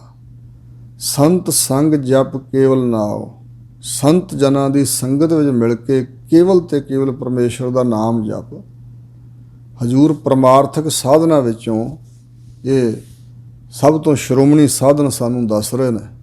ਸਤਿਗੁਰੂ ਦੇ ਘਰ ਵਿੱਚ ਪਰਮਾਰਥ ਦਾ ਸਾਧਨ ਇਹੀ ਹੈ। ਕੇਵਲ ਪਰਮੇਸ਼ਰ ਅਕਾਲ ਪੁਰਖ ਦਾ ਨਾਮ ਜਪੋ। ਕਰਮ ਧਰਮ ਨੇਮ ਬ੍ਰਤ ਪੂਜਾ। ਹੋਰ ਜਿਹੜੇ ਕਰਮ ਲੋਕ ਕਰਦੇ ਨੇ, ਉਹ ਸਾਧਨ ਸਤਿਗੁਰੂ ਦੱਸ ਰਹੇ ਨੇ। ਭਈ ਕਰਮ ਜਿਹੜੇ ਨਖੇਧ ਕਰਮਾਂ ਨੂੰ ਤਿਆਗਣਾ, ਵਿਧੀ ਕਰਮ ਜਿਹੜੇ ਵੇਦਾਂ 'ਚ ਲਿਖੇ ਹੋਏ ਨੇ, ਕਰਮ ਕਾਂਡ, ਉਹ। ਸੋ ਇਸ ਪ੍ਰਕਾਰ ਧਰਮ ਕਿਹੜਾ ਕਮਾਉਣਾ, ਨੇਮ ਰੱਖ ਲੈਣਾ, ਨਿਯਮ ਬਣਾ ਲੈਣਾ, ਵਰਤ ਰੱਖਣੇ, ਅੱਜ ਫਲਾਣੇ ਦਿਨ ਇਕਾਦਸ਼ੀ ਦਾ ਵਰਤ ਨਹੀਂ ਖਾਣਾ ਪੀਣਾ, ਤੇ ਪੂਜਾ ਨਾਨਾ ਪ੍ਰਕਾਰ ਦੀ ਪੂਜਾ ਵੇਦਾਂ 'ਚ ਲਿਖੀ ਹੋਈ ਹੈ। ਇਹ ਸਾਰਾ ਕੁਝ ਉਸ ਵਿਅਕਤੀ ਨੇ ਕਰ ਲਿਆ ਜਿਹਨੇ ਪਰਮੇਸ਼ਰ ਦਾ ਸਿਮਰਨ ਕੀਤਾ। ਪਾਰ ਬ੍ਰਹਮ ਬਿਨ ਜਾਣ ਨਾ ਦੂਜਾ, ਪਾਰ ਬ੍ਰਹਮ ਪਰਮਾਤਮਾ ਦੇ ਸਿਮਰਨ ਤੋਂ ਬਗੈਰ ਹੋਰ ਦੂਜਾ ਕੋਈ ਕਰਮ ਜਾਣ ਹੀ ਨਾ, ਹੋਰ ਕਿਸੇ ਕਰਮ ਨੂੰ ਕਲਿਆਣਕਾਰੀ ਨਾ ਜਾਣ। ਇਹ ਕਰਮ ਧਰਮ ਪਾਖੰਡ ਜੋ ਦੀਸੈ ਤਿਨ ਜਮ ਜਾਗਾਤੀ ਲੂਟੈ, ਹਜ਼ੂਰ ਨੇ ਕਿਹਾ। ਨਿਰਵਾਣ ਕੀਰਤਨ ਗਾਵੋ ਕਰਤੇ ਕਾ ਨਿਮਖ ਸਿਮਰਤ ਜਿਤ ਛੂਟੈ। ਹੋਰਨਾਂ ਕਰਮਾਂ ਵਿੱਚ ਹੰਕਾਰ ਵੀ ਰਲਿਆ ਜਾਂਦਾ। ਸੋ ਇਸ ਪ੍ਰਕਾਰ ਪਾਰ ਬ੍ਰਹਮ ਪਰਮੇਸ਼ਰ ਦੇ ਨਾਮ ਤੋਂ ਬਗੈਰ ਹੋਰ ਦੂਜਾ ਕੋਈ ਕਰਮ ਜਾਣ ਹੀ ਨਾ ਕਰਨ ਵਾਸਤੇ, ਤਾਂ ਕਿ ਪੂਰਨ ਹੋਈ ਘਾਲ ਉਸ ਵਿਅਕਤੀ ਦੀ ਘਾਲਣਾ ਘਾਲੀ ਹੋਈ, ਮਿਹਨਤ ਕੀਤੀ ਹੋਈ, ਮਸ਼ੱਕਤ ਕੀਤੀ ਹੋਈ ਪੂਰਨ ਹੋ ਗਈ, ਮਤਲਬ ਸਿਰੇ ਚੜ੍ਹ ਗਈ, ਮਤਲਬ ਸਫਲੀ ਹੋ ਗਈ, ਪ੍ਰਵਾਨ ਹੋ ਗਈ। ਜਾ ਕਿ ਪ੍ਰੀਤ ਆਪਣੇ ਪ੍ਰਭ ਨਾਲ, ਜਿਸ ਦੀ ਆਪਣੇ ਪ੍ਰਭੂ ਜੋ ਸਾਡਾ ਆਤਮਾ ਰੂਪ ਹੈ ਵਾਹਿਗੁਰੂ, ਉਸ ਆਪਣੇ ਸਾਰਿਆਂ ਦੇ ਆਪਣੇ ਵਾਹਿਗੁਰੂ ਪਰਮਾਤਮਾ ਨਾਲ ਜਿਹਦੀ ਪ੍ਰੀਤ ਹੈ, ਸੋ ਦੀ ਘਾਲ ਪੂਰੀ ਹੋਈ ਹੈ। ਸੋ ਵੈਸ਼ਨੋ ਹੈ ਅਪਰਪਾਰ। ਕਰਮ ਧਰਮ ਨੇਮ ਵਰਤ ਪੂਜਾ ਕਰਨ ਵਾਲੇ ਨੂੰ ਹਜ਼ੂਰ ਕਹਿੰਦੇ ਅਸੀਂ ਵੈਸ਼ਨੋ ਨਹੀਂ ਮੰਨਦੇ। ਦੂਸਰਾ ਅਰਥ ਇੰਝ ਵੀ ਹੈ, ਵੈਸ਼ ਨਾਮ ਸੰਸਾਰ ਦਾ, ਅਨ ਨਾਮ ਚੇਸ਼ਟਾ ਦਾ। ਸੰਸਾਰ ਦੀ ਚੇਸ਼ਟਾ ਕਰਾਉਣ ਵਾਲਾ ਜਿਹੜਾ ਵਾਹਿਗੁਰੂ ਹੈ, ਵਿਸ਼ਨ, ਉਹਦੇ ਜਿਹੜੇ ਭਗਤ ਨੇ ਉਹਨਾਂ ਦਾ ਨਾਮ ਹੈ ਵੈਸ਼ਨੋ। ਸੋ ਵੈਸ਼ਨੋ, ਸੋ ਵੈਸ਼ਨੋ ਹੈ ਅਪਰਪਾਰ। ਉਹ ਅਪਰ ਪਰੇ ਹੈ ਸਾਰੇ ਸੰਸਾਰ ਤੋਂ, ਅਪਾਰ ਬੇਅੰਤ ਭਾਵ ਬਹੁਤ ਉੱਚਾ, ਬਹੁਤ ਵੱਡਾ ਵੈਸ਼ਨੋ ਹੈ ਉਹ। ਕਹੋ ਭਾਵ ਸੰਤ, ਕਹੋ ਨਾਨਕ ਜਨ ਤਜੇ ਬੇਕਾਰ। ਸਾਨੂੰ ਤਾਂ ਉਹੀ ਵੈਸ਼ਨੋ ਪ੍ਰਵਾਨ ਆ ਸਾਡੀ ਦ੍ਰਿਸ਼ਟੀ ਵਿੱਚ।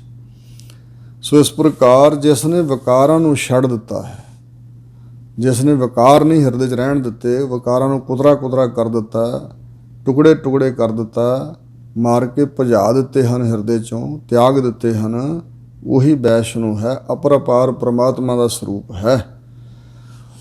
ਗੌੜੀ ਮਹੱਲਾ ਪੰਜਵਾਂ। ਗੌੜੀ ਰਾਗਣੀ ਅੰਦਰ ਪੰਚਮ ਪਾਤਸ਼ਾਹ ਧੰਨ ਗੁਰੂ ਅਰਜਨ ਦੇਵ ਮਹਾਰਾਜ ਬਚਨ ਫਰਮਾਉਂਦੇ ਨੇ, ਜੀਵਤ ਛਾੜ ਜਾਹੇ ਦੇਵਾਨੇ, ਨਾਮ ਵਿਸਾਰਿਓ ਰੇ ਦੀਵਾਨੇ, ਨਾਮ ਵਿਸਾਰਿਓ ਰੇ। ਸੋ ਇਸ ਪ੍ਰਕਾਰ ਹਜ਼ੂਰ ਦੀਵਾਨੇ ਸਾਨੂੰ ਕਹਿ ਰਹੇ ਨੇ। ਦੀਵਾਨਾ ਨਾਮ ਹੈ ਪਾਗਲ ਦਾ, ਮਸਤਾਨਾ ਦੀਵਾਨਾ ਜਿਹਨੂੰ ਕਹਿ ਦਿੰਦੇ ਨੇ, ਦੀਵਾਨੇ ਪਾਗਲਾਂ ਦਾ ਨਾਮ ਹੈ। ਹੇ ਪਾਗਲ, ਹੇ ਝੱਲੇ ਮਨੁੱਖ, ਜਿਹੜੇ ਪਦਾਰਥ, ਜਿਹੜੇ ਸੰਬੰਧੀ ਕਈ ਵਾਰੀ ਜਿਉਂਦਿਆਂ ਹੀ ਸਾਥ ਛੱਡ ਜਾਂਦੇ, ਐਸਾ ਵਾਪਰਦਾ ਹੈ। ਸਰੀਰਕ ਸੁੱਖ ਨਾ, ਤੰਦਰੁਸਤੀ ਨਾ ਰਹੇ, ਕਈ ਵਾਰੀ ਬਿਮਾਰੀ ਐਸੀ ਲੱਗ ਜਾਏ ਤੇ ਪਦਾਰਥ ਵੀ ਨਹੀਂ ਕੋਲ ਰਹਿੰਦੇ ਤੇ ਸੰਬੰਧੀ ਵੀ ਸਾਥ ਛੱਡ ਜਾਂਦੇ ਨੇ। ਗਰੀਬੀ ਆ ਜੇ, ਪਦਾਰਥ ਨਾ ਕੋਲ ਹੋਣ ਤੇ ਸੰਬੰਧੀ ਉਦੋਂ ਵੀ ਸਾਥ ਛੱਡ ਜਾਂਦੇ ਨੇ। ਜਿਵੇਂ ਧੰਨ ਗੁਰੂ ਤੇਗ ਬਹਾਦਰ ਸਾਹਿਬ ਨੇ ਕਿਹਾ, ਪ੍ਰੀਤਮ ਜਾਨ ਲਿਹੋ ਮਨ ਮਾਹੀ, ਆਪਣੇ ਸੁਖ ਸਿਉ ਹੀ ਜਗ ਫਾਂਦਿਓ, ਕੋ ਕਾਹੂ ਕੋ ਨਾਹੀ। ਸੁਖ ਮੈਂ ਆਨ ਬਹੁਤ ਮਿਲ ਬੈਠਤ ਰਹਿਤ, ਚਾਹੂੰ ਦਿਸ ਘੇਰੈ, ਬਿਪਤ ਪਰੀ ਸਭ ਹੀ ਸੰਗ ਛਾੜਤ, ਕੋ ਨ ਆਵਤ ਨੇਰੈ। ਘਰ ਕੀ ਨਾਰ ਬਹੁਤ ਹਿਤ ਜਾਸ, ਸਦਾ ਰਹਿਤ ਸੰਗ ਲਾਗੀ, ਜਬ ਹੀ ਹੰਸ ਤਜੀਏ ਕਾਇਆ, ਪ੍ਰੇਤ ਪ੍ਰੇਤ ਕਰ ਭਾਗੀ। ਐਸਾ ਹੈ ਸੰਸਾਰ ਦਾ ਵਿਹਾਰ। ਇਹ ਬਿਦ ਕੋ ਵਿਵਹਾਰ ਬਣਿਓ ਹੈ, ਜਾਸਿਓ ਨੇਹੋ ਲਗਾਇਓ, ਅੰਤ ਬਾਰ ਨਾਨਕ ਬਿਨ ਹਰਜੀ ਕੋ ਕੰਮ ਨਾ ਆਇਆ। ਕੋਈ ਕੰਮ ਨਾ ਆਇਆ ਅੰਤ ਵੇਲੇ। ਇਸ ਕਰਕੇ ਇਹ ਦੀਵਾਨੇ ਝੱਲੇ, ਜਿਹੜੇ ਸੰਬੰਧੀ ਤੇ ਪਦਾਰਥ ਕਈ ਵਾਰੀ ਜਿਉਂਦੇ ਸਾਡਾ ਸਾਥ ਛੱਡ ਜਾਂਦੇ। ਮੋਇਆ ਉਨ ਤੇ ਕੋ ਵਰਸਾਨੇ, ਤੇ ਜਦੋਂ ਮਰ ਜਾਏਗਾ ਤੇ 10 ਖਾਂ ਵਿਚਾਰ ਜਿਹੜੇ ਮਰ ਗਏ ਲੋਕ, ਉਹਨਾਂ ਨੂੰ ਕੋਈ ਇਹਨਾਂ ਪਦਾਰਥਾਂ ਤੋਂ ਲਾਭ ਹੋਇਆ ਜਾਂ ਇਹ ਸੰਬੰਧੀ ਕਿਸੇ ਦੇ ਨਾਲ ਗਏ। ਮੋਇਆ ਉਨ ਤੇ ਕੋ ਵਰਸਾਨੇ, ਕੌਣ ਹੈ ਜੋ ਵਰਸਾਇਆ ਗਿਆ, ਕੌਣ ਹੈ ਜਿਸ ਨੂੰ ਲਾਭ ਮਿਲਿਆ ਉਹਨਾਂ ਚੀਜ਼ਾਂ ਤੋਂ, ਜਿਹੜੀਆਂ ਚੀਜ਼ਾਂ ਜਿਉਂਦੇ ਹੀ ਸਾਥ ਛੱਡ ਜਾਣ ਵਾਲੀਆਂ। ਮੋਇਆਂ ਤੇ ਕਿਸ ਨੂੰ ਸਹਾਈ ਹੋਣਾ ਇਹਨਾਂ ਚੀਜ਼ਾਂ, ਮਰ ਜਾਣ ਤੋਂ ਬਾਅਦ ਕਿਸ ਨੇ ਸਹਾਈ ਹੋਣਾ ਇਹਨਾਂ ਸੰਬੰਧੀਆਂ ਵਿੱਚੋਂ ਤੇ ਇਹਨਾਂ ਪਦਾਰਥਾਂ 'ਚੋਂ। ਮਰ ਜਾਣ ਤੋਂ ਬਾਅਦ ਕਿਸ ਦਾ ਲਾਭ ਹੋਇਆ ਇਹਨਾਂ ਤੋਂ। ਸਿਮਰ ਗੋਬਿੰਦ ਮਨ ਤਨ ਧੁਰ ਲਿਖਿਆ। ਹਜ਼ੂਰ ਕਹਿੰਦੇ ਨੇ ਕਿ ਆਪਣੇ ਮਨ ਵਿੱਚ ਵੀ ਤਨ ਵਿੱਚ ਵੀ ਗੋਬਿੰਦ ਪਰਮੇਸ਼ਰ ਦਾ ਸਿਮਰਨ ਕਰ। ਧੁਰੋਂ ਹੀ ਲਿਖਿਆ ਹੋਇਆ, ਧੁਰ ਮੁੱਢ ਤੋਂ ਲਿਖਿਆ ਹੋਇਆ ਹੈ। ਜਿਵੇਂ ਬਚਨ ਹੈ, ਏਕੋ ਨਾਮ ਹੁਕਮ ਹੈ, ਨਾਨਕ ਸਤਿਗੁਰ ਦੀਆ ਬੁਝਾਏ ਜੀਏ। ਇਸ ਪ੍ਰਕਾਰ ਧੁਰ ਰੂਪ ਪਰਮਾਤਮਾ ਨੇ ਜੇ ਲੇਖ ਪਾਇਆ ਤੇਰੇ ਮਸਤਕ ਤੇ, ਤਾਂ ਫਿਰ ਮਨ ਤਨ ਕਰਕੇ ਗੋਬਿੰਦ ਪਰਮੇਸ਼ਰ ਦਾ ਸਿਮਰਨ ਕਰ ਔਰ ਇਸੇ ਨੂੰ ਲਿਖ ਲੈ, ਧੁਰ ਹਿਰਦੇ ਦੇ ਅੰਦਰ ਲਿਖ ਲੈ। ਕਾਹੂ ਕਾਜ ਨਾ ਆਵਦ ਵਿਖਿਆ, ਜਿਹੜੀ ਵਿਖਿਆ ਜ਼ਹਿਰ ਹੈ ਭਾਵ ਮਾਇਆ ਸੰਸਾਰ ਦੇ ਝਮੇਲਾ ਪਦਾਰਥ ਸਭ ਕੁਛ ਕਿਸੇ ਕੰਮ ਨਹੀਂ ਆਉਂਦਾ। ਇਹ ਕੁਝ ਵੀ ਤੇਰੇ ਕਿਸੇ ਕੰਮ ਨਹੀਂ ਆਏਗਾ। ਇੱਕ ਪਰਮਾਤਮਾ ਦਾ ਨਾਮ ਹੀ ਤੇਰੇ ਕੰਮ ਆਵੇਗਾ। ਹੋਰ ਵਿਖਿਆ ਜ਼ਹਿਰ ਮਾਇਆ ਜਿੰਨੀ ਦ੍ਰਿਸ਼ਮਾਨ ਪ੍ਰਪੰਚ ਵਿੱਚ ਜੜ ਚੇਤਨ ਮਾਇਆ ਆਉਂਦੀ ਹੈ ਕਿਸੇ ਕਾਰਜ ਨਹੀਂ ਆਉਂਦੀ ਹੈ। ਰਹਾਓ ਵਿਖਿਆ ਠਗੌਰੀ ਜਿਨ ਜਿਨ ਖਾਈ, ਇਹ ਵਿਸ਼ਿਆਂ ਦੀ ਠਗੌਰੀ ਠੱਗ ਬੂਟੀ, ਵਿਸ਼ਿਆਂ ਵਕਾਰਾਂ ਦੀ ਜਾਂ ਵਿਖ ਮਾਇਆ ਆਦਿਕ ਦੀ ਜਿਹੜੀ ਠੱਗ ਬੂਟੀ ਹੈ ਨਾ, ਇਹ ਜਿਸ ਵੀ ਜਨ ਨੇ ਖਾਧੀ ਹੈ। ਜਿਵੇਂ ਠੱਗਾਂ ਕੋਲ ਇੱਕ ਬੂਟੀ ਹੁੰਦੀ ਹੈ, ਚੰਗੇ ਭਲੇ ਬੰਦੇ ਨੂੰ ਮਿੱਠੀਆਂ ਗੱਲਾਂ ਕਰਕੇ ਤੇ ਉਹਦੇ ਕੋਲ ਬੈਠ ਕੇ ਸਾਰਾ ਭੇਦ ਲੈ ਕੇ ਵੀ ਕੀ ਕੁਛ ਇਹਦੇ ਕੋਲ, ਫਿਰ ਉਹ ਬੂਟੀ ਸੰਘਾ ਦਿੰਦੇ ਨੇ ਤੇ ਉਸ ਬੂਟੀ ਦੇ ਨਾਲ ਫਿਰ ਬੰਦਾ ਬੇਹੋਸ਼ ਹੋ ਜਾਂਦਾ ਜਾਂ ਕਈ ਮਰ ਵੀ ਜਾਂਦੇ ਤੇ ਸਾਰਾ ਕੁਝ ਲੁੱਟ ਕੇ ਲੈ ਜਾਂਦੇ। ਇਹ ਵਿਸ਼ਿਆਂ ਵਕਾਰਾਂ ਰੂਪੀ ਅਥਵਾ ਮਾਇਆ ਦੇ ਮੋਹ ਦੀ ਠੱਗ ਬੂਟੀ ਜਿਨ੍ਹਾਂ ਖਾਧੀ ਹੈ, ਤਾਂ ਕਿ ਤ੍ਰਿਸ਼ਨਾ ਕਬਹੂ ਨਾ ਜਾਏ। ਜਿੰਨੇ ਵੱਧ ਵਿਕਾਰ ਲੋਕਾਂ ਭੋਗੇ ਨੇ, ਆਪਣਾ ਧਰਮ ਦੀਨ ਮਾਨ ਛੱਡ ਕੇ ਪਰਾਇਆਂ ਘਰਾਂ ਜਾ ਕੇ, ਜਾਂ ਜਿਨ੍ਹਾਂ ਨੇ ਬਗਾਨਾ ਹੱਕ ਮਾਇਆ ਘਰਾਂ 'ਚ ਇਕੱਠੀ ਕਰ ਲਿਆਂਦੀ ਹੈ, ਕੋਈ ਇਹਦੇ ਨਾਲ ਤ੍ਰਿਸ਼ਨਾ ਥੋੜ੍ਹਾ ਬੁੱਝ ਗਈ। ਉਹਨਾਂ ਦੀ ਤਿਸ ਵਿਅਕਤੀ ਦੀ ਤ੍ਰਿਸ਼ਨਾ ਕਦੇ ਵੀ ਨਹੀਂ ਜਾਂਦੀ, ਤਾਂ ਕਿ ਤਿਨਾਂ ਦੀ ਜਾਂ ਤਿਸ ਦੀ ਕਦੇ ਵੀ ਤ੍ਰਿਸ਼ਨਾ ਨਹੀਂ ਜਾਂਦੀ ਹੈ, ਹੋਰ ਵੱਧਦੀ ਜਾਂਦੀ ਹੈ। ਸਹਿਸ ਖੱਟੇ ਲੱਖ ਕੋਠ ਧਾਵੈ, ਤ੍ਰਿਪਤ ਨਾ ਆਵੈ ਮਾਇਆ ਪਾਛੈ ਪਾਵੈ। ਦਾਰਨ ਦੁੱਖ ਦੁੱਤਰ ਸੰਸਾਰ, ਜਿਹੜਾ ਦੁੱਖ ਹੈ ਸੰਸਾਰ ਦੇ ਵਿੱਚ ਬੜਾ ਭਿਆਨਕ ਦੁੱਖ ਹੈ। ਇਹ ਜਿਹੜਾ ਸੰਸਾਰ ਹੈ ਬੜਾ ਦੁਸ਼ਤਰ ਹੈ, ਕਠਨ ਤਰਿਆ ਜਾਣ ਵਾਲਾ ਹੈ, ਬੜਾ ਕਠਿਨਾਈਆਂ ਭਰਿਆ ਸੰਸਾਰ ਹੈ। ਇੱਥੋਂ ਤਰਨਾ ਬੜਾ ਕਠਨ ਹੈ, ਔਖਾ ਹੈ। ਇਹ ਬੜਾ ਭਿਆਨਕ ਦੁੱਖ ਰੂਪ ਹੈ। ਰਾਮ ਨਾਮ ਬਿਨ ਕੈਸੇ ਉਤਰਸ ਪਾਰ, ਰਮੇ ਹੋਏ ਰਾਮ ਪਰਮਾਤਮਾ ਦੇ ਨਾਮ ਤੋਂ ਬਗੈਰ ਕਿਸ ਤਰ੍ਹਾਂ ਪਾਰ ਉਤਰੇਗਾ। ਵਾਹਿਗੁਰੂ ਦੇ ਨਾਮ ਦਾ ਜਹਾਜ਼ ਹੀ ਹੈ ਜੋ ਬੰਨੇ ਲਾਉਣ ਵਾਲਾ, ਇਸ ਤੋਂ ਪਰੇ ਕਰਨ ਵਾਲਾ। ਸਾਧ ਸੰਗ ਮਿਲ ਦੋਏ ਕੁਲ ਸਾਧ, ਸਾਧ ਸਤਿਗੁਰਾਂ ਦੀ ਸੰਗਤ 'ਚ ਮਿਲ ਕੇ, ਸਾਧੂ ਸੁਧਰੇ ਹੋਏ ਮਨ ਵਾਲੇ ਜਿਹੜੇ ਗੁਰਮੁਖ ਨੇ, ਉਹਨਾਂ ਦੀ ਸੰਗਤ 'ਚ ਮਿਲ ਕੇ ਆਪਣੀਆਂ ਦੋਵਾਂ ਕੋਲਾਂ ਨੂੰ ਸਾਧ ਲੈ, ਮਤਲਬ ਸਵਾਰ ਲੈ। ਦੋ ਕੋਲਾਂ, ਇੱਕ ਨਾਨਕਿਆਂ ਦੀ ਇੱਕ ਦਾਦਕਿਆਂ ਦੀ, ਤੇ ਦੂਸਰਾ ਲੋਕ ਤੇ ਪਰਲੋਕ ਰੂਪੀ ਕੁਲਾਂ ਨੂੰ ਸਾਧ ਲੈ, ਸਵਾਰ ਲੈ। ਆਹ ਜਹਾਨ ਵੀ ਸਵਾਰ ਲਾ ਤੇ ਅਗਲਾ ਪਰਲੋਕ ਦਾ ਜਹਾਨ ਵੀ ਸਵਾਰ ਲੈ। ਇੰਜ ਵੀ ਅਰਥ ਕੀਤਾ ਮਹਾਂਪੁਰਸ਼ਾਂ ਨੇ, ਕੋਲ ਜਿਹੜੇ ਇਸ ਦੁਨੀਆ ਤੋਂ ਜਾ ਚੁੱਕੇ ਤੇਰੇ ਸੰਬੰਧੀ, ਉਹਨਾਂ ਦਾ ਵੀ ਭਲਾ ਹੋ ਜਾਏਗਾ। ਜਿਸ ਸਿਮਰਤ ਸਭ ਕਿਲ ਬਿਖ ਨਾਸੈ, ਪਿਤਰੀ ਹੋਏ ਉਧਾਰੋ। ਜਿਹੜੇ ਪਿਤਰ ਨੇ ਨਾ, ਉਹਨਾਂ ਦਾ ਵੀ ਉਧਾਰ ਹੋ ਜਾਂਦਾ ਵਾਹਿਗੁਰੂ ਦੇ ਸਿਮਰਨ ਦੁਆਰਾ। ਤੇ ਇੱਥੇ ਜਿਹੜੇ ਵਸਦੇ ਹਨ ਉਹਨਾਂ ਦਾ ਵੀ ਭਲਾ ਹੋ ਜਾਏਗਾ। ਸੋ ਇਸ ਪ੍ਰਕਾਰ ਭਗਤ ਜਨਾਂ ਕੇ ਹਰ ਜੀ ਇੱਕੀ ਕੁਲ ਉਧਾਰੇ, ਪ੍ਰਹਲਾਦ ਜਨ ਕੇ ਇੱਕੀ ਕੁਲ ਉਧਾਰੇ। ਸੋ ਇਸ ਪ੍ਰਕਾਰ ਸਾਰੀਆਂ ਕੁਲਾਂ ਤਰ ਜਾਂਦੀਆਂ ਹਨ ਤੇ ਇਉਂ ਆਪਣੀਆਂ ਦੋਵੇਂ ਕੁਲਾਂ ਲੋਕ ਪਰਲੋਕ ਸਵਾਰ ਲੈ, ਨਾਨਕਿਆਂ ਦਾਦਕਿਆਂ ਦੀਆਂ ਕੁਲਾਂ ਸਵਾਰ ਲੈ। ਸੋ ਇਸ ਪ੍ਰਕਾਰ ਰਾਮ ਨਾਮ ਨਾਨਕ ਆਰਾਧ। ਕਿਵੇਂ ਜੀ ਮਹਾਰਾਜ ਕਹਿੰਦੇ, ਰਮੇ ਹੋਏ ਰਾਮ ਪਰਮਾਤਮਾ ਦੇ ਨਾਮ ਦਾ ਆਰਾਧਨ ਕਰਕੇ ਸਾਧੂਆਂ ਦੀ ਸੰਗਤ 'ਚ ਵਸਣਾ ਤੇ ਉਹਨਾਂ ਦੀ ਪ੍ਰੇਰਨਾ ਨਾਲ ਵਾਹਿਗੁਰੂ ਪਰਮੇਸ਼ਰ ਦੇ ਨਾਮ ਦਾ ਆਰਾਧਨ ਕਰਕੇ ਉਹ ਦੋਵਾਂ ਕੋਲਾਂ ਨੂੰ ਸਾਧ ਲਈਦਾ, ਦੋਵੇਂ ਜਹਾਨ ਸਵਾਰ ਲਈਦੇ ਹਨ। ਗੌੜੀ ਮਹੱਲਾ ਪੰਜਵਾ। ਗਰੀਬਾਂ ਉੱਪਰ ਜੇ ਖਿੰਜੈ ਦਾੜੀ। ਇਤਿਹਾਸਕ ਬਚਨ ਵੀ ਇਸ ਸ਼ਬਦ ਨਾਲ ਸੰਬੰਧ ਰੱਖਦਾ। ਪ੍ਰਿਥੀ ਚੰਦ ਸੀ ਜਿਹੜਾ, ਇਸ ਨੇ ਸੁਲਹੀ ਖਾਂ ਜਿਹੜਾ ਪਠਾਨ ਸੀ ਤੇ ਉਹ ਬਾਦਸ਼ਾਹ ਦਾ ਅਹਿਲਕਾਰ ਸੀ, ਉਹਨੂੰ ਕਿਹਾ ਸੀ ਤੇ ਉਹ ਸੁਲਹੀ ਖਾਂ ਪਠਾਨ ਆਗਿਆ ਲੈ ਕੇ ਇੱਧਰ ਪੰਜਾਬ ਨੂੰ ਚੜ੍ਹ ਕੇ ਆਇਆ ਤੇ ਭਗਤਾ ਭਾਈ ਦਾ ਜਿਹੜਾ ਨਗਰ ਉਹਦੇ ਲਾਗੇ ਗੁਰੂ ਕਾ ਕੋਠਾ ਸ਼ਾਇਦ ਨਗਰ ਆ, ਉੱਥੇ ਸੀ ਪ੍ਰਿਥੀ ਚੰਦ ਰਹਿੰਦਾ ਤੇ ਉੱਥੇ ਉਹ ਆ ਕੇ ਮਿਲਿਆ ਸੀ ਤੇ ਉਹ ਸਤਿਗੁਰਾਂ 'ਤੇ ਚੜ੍ਹ ਕੇ ਆਇਆ ਸੀ। ਜਦੋਂ ਦੱਸਿਆ ਸਤਿਗੁਰਾਂ ਨੂੰ ਤਾਂ ਗੁਰੂ ਉਹਨੇ ਇਹ ਦਾੜੀ ਖਿੱਚੀ ਸੀ ਆਪਣੀ ਹੱਥਾਂ ਨਾਲ ਫੜ ਕੇ ਕਿ ਮੈਨੂੰ ਆਪਣੇ ਪਿਓ ਦਾ ਨਾ ਸਮਝਿਓ ਜੇ ਗੁਰੂ ਅਰਜਨ ਦੇਵ ਜੀ ਨੂੰ ਮੈਂ ਪਕੜ ਕੇ ਸ਼ਹੀਦ ਨਾ ਕਰ ਦਿੱਤਾ।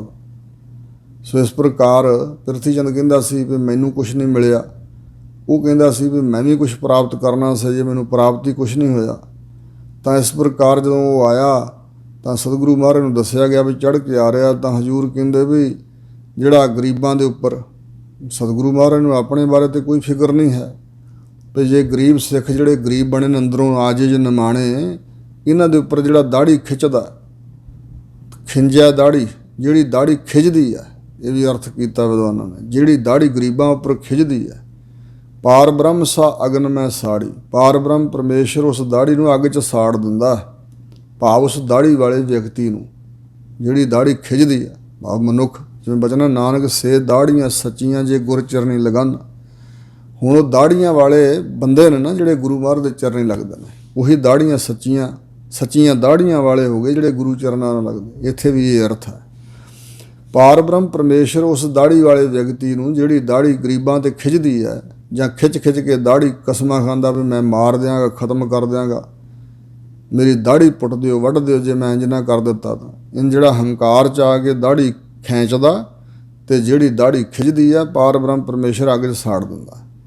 ਫਿਰ ਇਸੇ ਤਰ੍ਹਾਂ ਹੋਇਆ ਸੀ, ਜਿਹੜਾ ਸੁਲਹੀ ਖਾਂ ਪਠਾਨ ਸੀ, ਅਤੇ ਉਹ ਜਿਸ ਵੇਲੇ ਹੇਹਰ ਪਿੰਡ ਨੇ ਪਿਰਥੀ ਨੇ ਆਵਾ ਲਾਇਆ ਸੀ, ਭੱਠਾ ਲਾਇਆ ਸੀ ਇੱਟਾਂ ਪਕਾਉਣ ਲਈ, ਉਹਨੂੰ ਵਿਖਾਉਣ ਲੱਗਾ ਅਤੇ ਇਹਦਾ ਘੋੜਾ ਤਰਬਕ ਗਿਆ ਅਤੇ ਇਹ ਡਿੱਗ ਕੇ ਸੜ ਕੇ ਮਰਿਆ ਸੀ ਅੱਗ 'ਚ। ਅਤੇ ਇਹਨੂੰ ਮੁਸਲਮਾਨ ਨਾਪਾਕ ਮੌਤ ਕਹਿੰਦੇ ਨੇ। ਅਤੇ ਇਹ ਹੋਰ ਵੀ ਬਚਨ ਗੁਰੂ ਗ੍ਰੰਥ ਸਾਹਿਬ 'ਚ ਸ਼ਬਦ ਇਸ ਪਾਸੇ ਆਏ ਨੇ, ਸੁਲਹੀ ਤੇ ਨਾਰਾਇਣ ਰਾਖ, ਸੁਲਹੀ ਕਾ ਹਾਥ ਕਹੀ ਨਾ ਪਹੁੰਚਿਆ, ਸੁਲਹੀ ਹੋਏ ਮੂਆ ਨਾਪਾਕ। ਸੋ ਇਸ ਪ੍ਰਕਾਰ ਇਤਿਹਾਸ ਵਿੱਚ ਬਚਨ ਹੈ ਕਿ ਇਹ ਸ਼ਬਦ ਉਦੋਂ ਉਚਾਰਿਆ ਗਿਆ ਸੀ ਅਤੇ ਫਿਰ ਉਦੋਂ ਬਾਅਦ ਉਹ ਮਰਿਆ ਸੀ ਸੁਲਹੀ ਖਾਂ। ਉਹ ਪਾਰ ਬ੍ਰਹਮ ਪਰਮੇਸ਼ਰ ਨੂੰ ਅੱਗ 'ਚ ਸਾੜ ਦਿੰਦਾ। ਪਰਮਾਤਮਾ ਅਕਾਲ ਪੁਰਖ ਦੁੱਖਾਂ ਦੀ ਅੱਗ ਵਿੱਚ ਸਾੜਦਾ ਉਹਨਾਂ ਨੂੰ, ਜਿਹੜੇ ਗਰੀਬਾਂ ਦੇ ਉੱਪਰ ਵਧੀਕੀਆਂ ਕਰਦੇ ਨੇ। ਪੂਰਾ ਨਿਆਂ ਕਰੇ ਕਰਤਾਰ ਅਕਾਲ ਪੁਰਖ ਵਾਹਿਗੁਰੂ ਨਿਆਂ ਪੂਰਾ ਹੀ ਕਰਦਾ। ਵਾਰੀ ਗੁਰੂ ਅਮਰਦਾਸ ਮਹਾਰਾਜ ਨੂੰ ਸਿੱਖਾਂ ਨੇ ਬੇਨਤੀ ਕਰਕੇ ਪੁੱਛਿਆ, ਮਹਾਰਾਜ ਕਈ ਮਾੜੇ ਕਰਮ ਬਹੁਤ ਕਰਦੇ, ਲੋਕਾਂ ਨਾਲ ਵਧੀਕੀਆਂ ਕਰਦੇ, ਜ਼ੁਲਮ ਢਾਉਂਦੇ ਨੇ, ਉਹਨਾਂ ਨੂੰ ਸਜ਼ਾ ਕਦੋਂ ਮਿਲੇਗੀ? ਤਾਂ ਹਜ਼ੂਰ ਨੇ 2 ਵਚਨ ਕੀਤੇ ਸੀ ਕਿ ਜੇ ਤੁਹਾਡੇ ਨਾਲ ਕੋਈ ਵਧੀਕੀ ਕਰਦਾ ਤਾਂ ਇੱਕ ਵਾਰੀ ਉਹਨੂੰ ਕੁਛ ਨਹੀਂ ਕਹਿਣਾ, ਦੂਜੀ ਵਾਰੀ ਫਿਰ ਜਰ ਲਓ, ਤੀਜੀ ਵਾਰੀ ਕਰਤਾਰ ਅਕਾਲ ਪੁਰਖ ਪਰਮਾਤਮਾ ਤੁਹਾਡੇ ਪੱਖ 'ਚ ਹੋ ਜਾਏਗਾ, ਫਿਰ ਉਹਦੇ ਖਿਲਾਫ ਹੋ ਜਾਏਗਾ ਵਾਹਿਗੁਰੂ।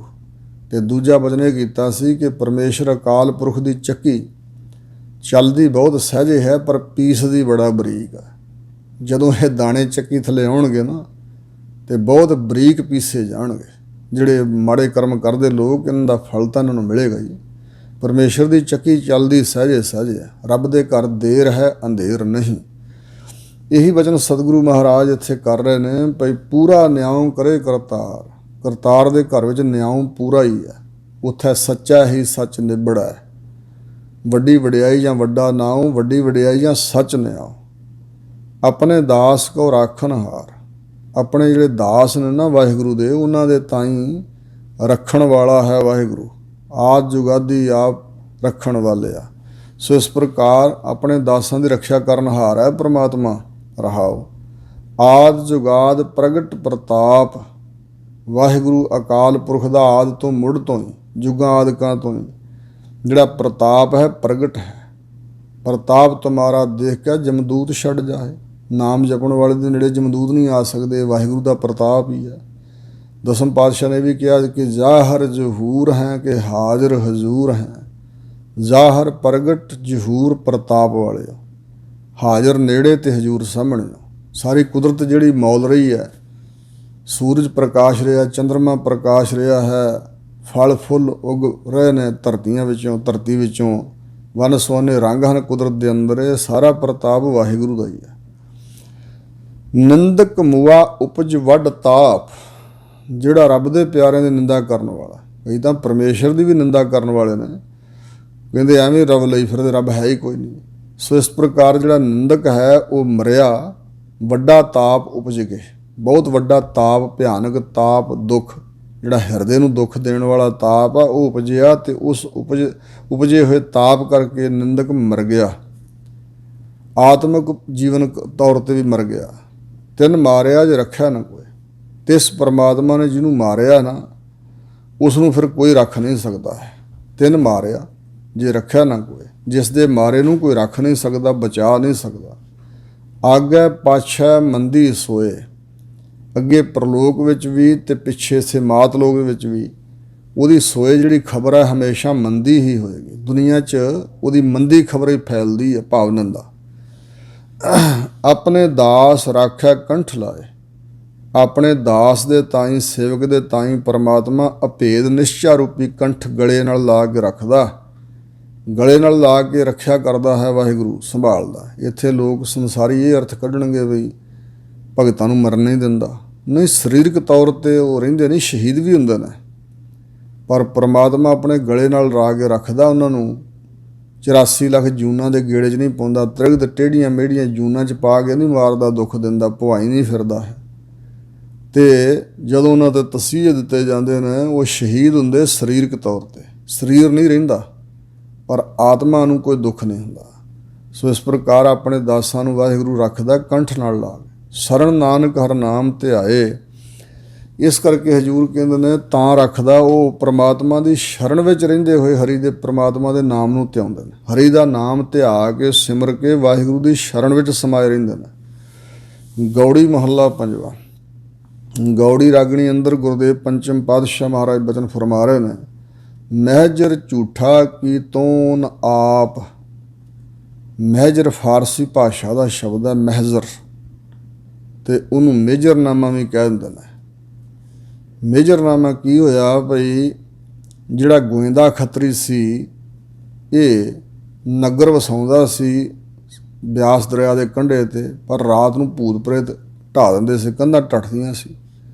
ਤਾਂ ਫਿਰ ਸ਼੍ਰੀ ਗੁਰੂ ਅੰਗਦ ਦੇਵ ਜੀ ਦੀ ਸ਼ਰਨ 'ਚ ਆਇਆ ਸੀ ਅਤੇ ਮਹਾਰਾਜ ਨਗਰ ਵਸਾਉਣਾ ਚਾਹੁੰਦਾ, ਤੁਸੀਂ ਸਹਾਈ ਹੋਵੋ। ਅਤੇ ਉਸ ਵੇਲੇ ਫਿਰ ਆਪਣੇ ਸਾਹਿਬਜ਼ਾਦਿਆਂ ਨੂੰ ਦਾਤੂ ਜੀ ਦਾਸੂ ਜੀ ਨੂੰ ਕਿਹਾ ਸੀ, ਹਜ਼ੂਰ ਨੇ ਫਰਮਾਨ ਕੀਤਾ ਸੀ, ਪਰ ਉਹਨੇ ਜਵਾਬ ਦੇ ਦਿੱਤਾ ਗਏ ਨਾ।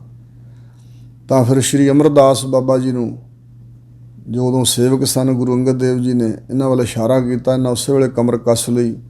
ਕਹਿੰਦੇ ਮਹਾਰਾਜ ਦੱਸੋ ਕੀ ਹੁਕਮ ਹੈ। ਕਹਿੰਦੇ ਇਹਦੇ ਨਾਲ ਗੋਇੰਦੇ ਖੱਤਰੀ ਦੇ ਜਾਓ ਅਤੇ ਨਗਰ ਵਸਾਓ। ਆਪਣੇ ਹਸਤ ਕਮਲਾਂ ਦੀ ਛੜੀ ਦਿੱਤੀ ਸੀ, ਇਸ ਛੜੀ ਦੇ ਪ੍ਰਤਾਪ ਨਾਲ ਸਭ ਭੱਜ ਜਾਣਗੇ, ਕੋਈ ਨਹੀਂ ਟਿਕੇਗਾ। ਫਿਰ ਇਸ ਪ੍ਰਕਾਰ ਗੁਰੂ ਅਮਰਦਾਸ ਮਹਾਰਾਜ ਨੇ ਉਹ ਨਗਰ ਵਸਾਇਆ, ਪਰ ਫਿਰ ਵੀ ਉਸ ਗੋਇੰਦੇ ਖੱਤਰੀ ਦੇ ਨਾਂ 'ਤੇ ਹੀ ਗੋਇੰਦਵਾਲ ਨਗਰ ਵਸਾਇਆ। ਉਹ ਗੋਇੰਦਾ ਖੱਤਰੀ ਤਾਂ ਸਤਿਗੁਰਾਂ ਦਾ ਸ਼ਰਧਾਲੂ ਬਣਿਆ ਰਿਹਾ, ਬੜਾ ਘੁੱਗ ਵਸਦਾ ਨਗਰ ਬਣਿਆ ਸੀ ਗੋਇੰਦਵਾਲ ਸਾਹਿਬ। ਕਿਉਂਕਿ ਗੁਰੂ ਅਮਰਦਾਸ ਮਹਾਰਾਜ ਨੇ ਇੱਕ ਵਾਰੀ ਭਜਨ ਕੀਤਾ ਸੀ, ਤੇਈਏ ਤਾਪ ਨਾਲ ਇੱਕ ਮਾਈ ਦਾ ਪੁੱਤ ਚੜ੍ਹਾਈ ਕਰ ਗਿਆ ਸੀ ਜਵਾਨ, ਅਤੇ ਉਹ ਰੋਂਦੀ ਬੜੀ ਸੀ ਅੰਮ੍ਰਿਤ ਵੇਲੇ। ਹਜ਼ੂਰ ਨੇ ਭਾਈ ਬੱਲੂ ਨੂੰ ਕਿਹਾ, ਵੇਖ ਕੇ ਆਓ ਕੌਣ ਵਿਰਲਾਪ ਕਰਦਾ ਅੰਮ੍ਰਿਤ ਵੇਲੇ ਦਾ ਸਿਮਰਨ ਭਜਨ ਦਾ ਸਮਾਂ। ਤਾਂ ਮਾਈ ਨਹੀਂ ਸੀ ਹਟਦੀ ਰੋਣੋਂ, ਦੱਸਿਆ। ਤਾਂ ਹਜ਼ੂਰ ਕਹਿਣ ਲੱਗੀ, ਜਿੰਨਾ ਚਿਰ ਸਾਡਾ ਸਰੀਰ ਹੈ ਮਾਤਾ ਪਿਤਾ ਇੱਥੇ ਗੋਇੰਦਵਾਲ ਨਗਰ ਵਿੱਚ ਕਾਲ ਹੀ ਨਹੀਂ ਵੜਨ ਦੇਵਾਂਗੇ। ਜਦੋਂ ਤੱਕ ਸਾਡਾ ਸਰੀਰ ਹੈ ਇੱਥੇ ਕੋਈ ਨਹੀਂ ਮਰੇਗਾ, ਰੋਣਾ ਧੋਣਾ ਨਹੀਂ ਹੋਵੇਗਾ। ਤਾਂ ਫਿਰ 22 ਸਾਲ ਗੋਇੰਦਵਾਲ ਨਗਰ 'ਚ ਕਿਸੇ ਦੀ ਮ੍ਰਿਤੂ ਨਹੀਂ ਸੀ ਹੋਈ।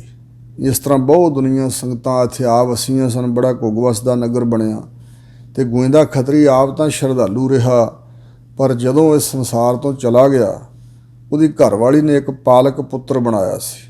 ਆਪਣੇ ਉਹਦੀ ਔਲਾਦ ਨਹੀਂ ਸੀ, ਗੋਇੰਦੇ ਦਾ ਕੋਈ ਪੁੱਤਰ ਨਹੀਂ ਸੀ, ਪਰ ਉਹਦੀ ਘਰਵਾਲੀ ਨੇ ਇੱਕ ਪਾਲਕ ਪੁੱਤਰ ਬਣਾਇਆ ਸੀ। ਉਹ ਜਿਹੜਾ ਪਾਲਕ ਪੁੱਤਰ ਬਣਿਆ ਹੋਇਆ ਸੀ ਉਹ ਗੁਰੂ ਅਮਰਦਾਸ ਮਹਾਰਾਜ ਨੂੰ ਕਹਿਣ ਲੱਗਾ ਵੀ ਸਾਡੀ ਸਰਦਾਰੀ ਇੱਥੇ ਨਗਰ ਅਸੀਂ ਵਸਾਇਆ ਅਤੇ ਤੁਸੀਂ ਸਾਨੂੰ ਟੈਕਸ ਦਿਆ ਕਰੋ, ਸਾਡੀ ਮਲਕੀਅਤ ਦਾ ਹਿੱਸਾ ਸਾਨੂੰ ਦਿਆ ਕਰੋ। ਉਹ ਸਰਦਾਰੀ ਮੰਨਣੀ ਚਾਹੁੰਦਾ ਸੀ। ਤਾਂ ਗੁਰੂ ਅਮਰਦਾਸ ਮਹਾਰਾਜ ਨੇ ਕਿਹਾ ਵੀ ਪ੍ਰਸ਼ਾਦਾ ਪਾਣੀ ਛਕੀਦਾ, ਸਰੀਰ ਦੀ ਖੁਰਾਕ ਭੋਜਨ ਪਾਣੀ ਇਹ ਛਕੋ, ਇੱਥੇ ਰਿਹਾਇਸ਼ ਵੀ ਤੁਹਾਡੇ ਕੋਲ ਹੈ ਅਤੇ ਸੰਗਤਾਂ ਆਉਂਦੀਆਂ ਜਾਂਦੀਆਂ, ਭੇਟਾਂ ਲਿਆਉਂਦੀਆਂ, ਸੰਗਤਾਂ ਛਕਦੀਆਂ, ਤੁਸੀਂ ਵੀ ਛਕੀ ਚੱਲੋ। ਪਰ ਇਹ ਹਟਿਆ ਨਾ। ਇਹ ਫਿਰ ਅਕਬਰ ਬਾਦਸ਼ਾਹ ਕੋਲ ਜਾ ਕੇ ਪੁਕਾਰੂ ਹੋਇਆ।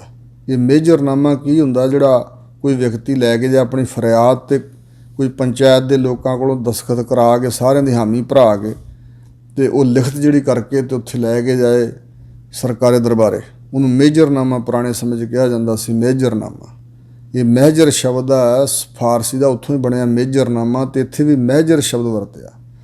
ਸੋ ਇਸ ਪ੍ਰਕਾਰ ਇਹ ਲੈ ਕੇ ਗਿਆ ਸੀ ਅਤੇ ਉੱਥੇ ਅਕਬਰ ਬਾਦਸ਼ਾਹ ਦੇ ਕੋਲ ਇੱਕ ਵਜ਼ੀਰ ਸੀ, ਜਿਹੜਾ ਬੜਾ ਸਿਆਣਾ ਸੀ। ਉਹਨੇ ਦੱਸ ਦਿੱਤਾ ਵੀ ਉਹਨਾਂ ਸਤਿਗੁਰਾਂ ਦੇ ਖਿਲਾਫ ਮੇਜਰਨਾਮਾ ਹੈ ਜਿਨ੍ਹਾਂ ਦੀ ਚਰਨਾਂ ਦੀ ਸ਼ਰਨ 'ਚ ਤੁਸੀਂ ਗਏ ਸੀ ਅਤੇ ਜਿਨ੍ਹਾਂ ਦੇ ਲੰਗਰ 'ਚ ਬੈਠ ਕੇ ਤੁਸੀਂ ਭੋਜਨ ਛਕਿਆ ਸੀ। ਉਹ ਗੁਰੂ ਅਮਰਦਾਸ ਮਹਾਰਾਜ ਜਿਨ੍ਹਾਂ ਨੇ ਸਤੀ ਪ੍ਰਥਾ ਤੁਹਾਨੂੰ ਕਹਿ ਕੇ ਹੁਕਮਨ ਬੰਦ ਕਰਵਾਈ ਹੈ ਅਤੇ ਉਹਨਾਂ ਬਾਰੇ ਤੁਸੀਂ ਜਾਣਦੇ ਹੀ ਹੋ। ਅਤੇ ਉਸ ਵੇਲੇ ਫਿਰ ਇਹਦੇ ਮੂੰਹ ਦੇ ਉੱਪਰ ਗੰਦਗੀ ਦਾ ਤੋਬਰਾ ਚਾੜ ਕੇ ਇਹ ਬਹੁਤ ਦੁਖੀ ਕਰਕੇ ਇਹਨੂੰ ਉੱਥੋਂ ਭਜਾਇਆ ਸੀ। ਤਾਂ ਉਹਦੇ ਬਾਰੇ ਹਜ਼ੂਰ ਗੁਰੂ ਅਰਜਨ ਦੇਵ ਮਹਾਰਾਜ ਬਚਨ ਫਰਮਾ ਰਹੇ ਨੇ, ਮੇਜਰ ਝੂਠਾ ਕੀਤੋਂ ਨੇ ਆਪ। ਇਹ ਮੇਜਰਨਾਮਾ ਲੈ ਕੇ ਜਿਹੜਾ ਗਿਆ ਸੀ ਇਹ ਗੋਇੰਦੇ ਦੀ ਘਰਵਾਲੀ ਦਾ ਪਾਲਕ ਪੁੱਤਰ, ਇਹਨੂੰ ਝੂਠਾ ਕਰ ਦਿੱਤਾ ਆਪ ਹੀ ਪਰਮੇਸ਼ਰ ਨੇ।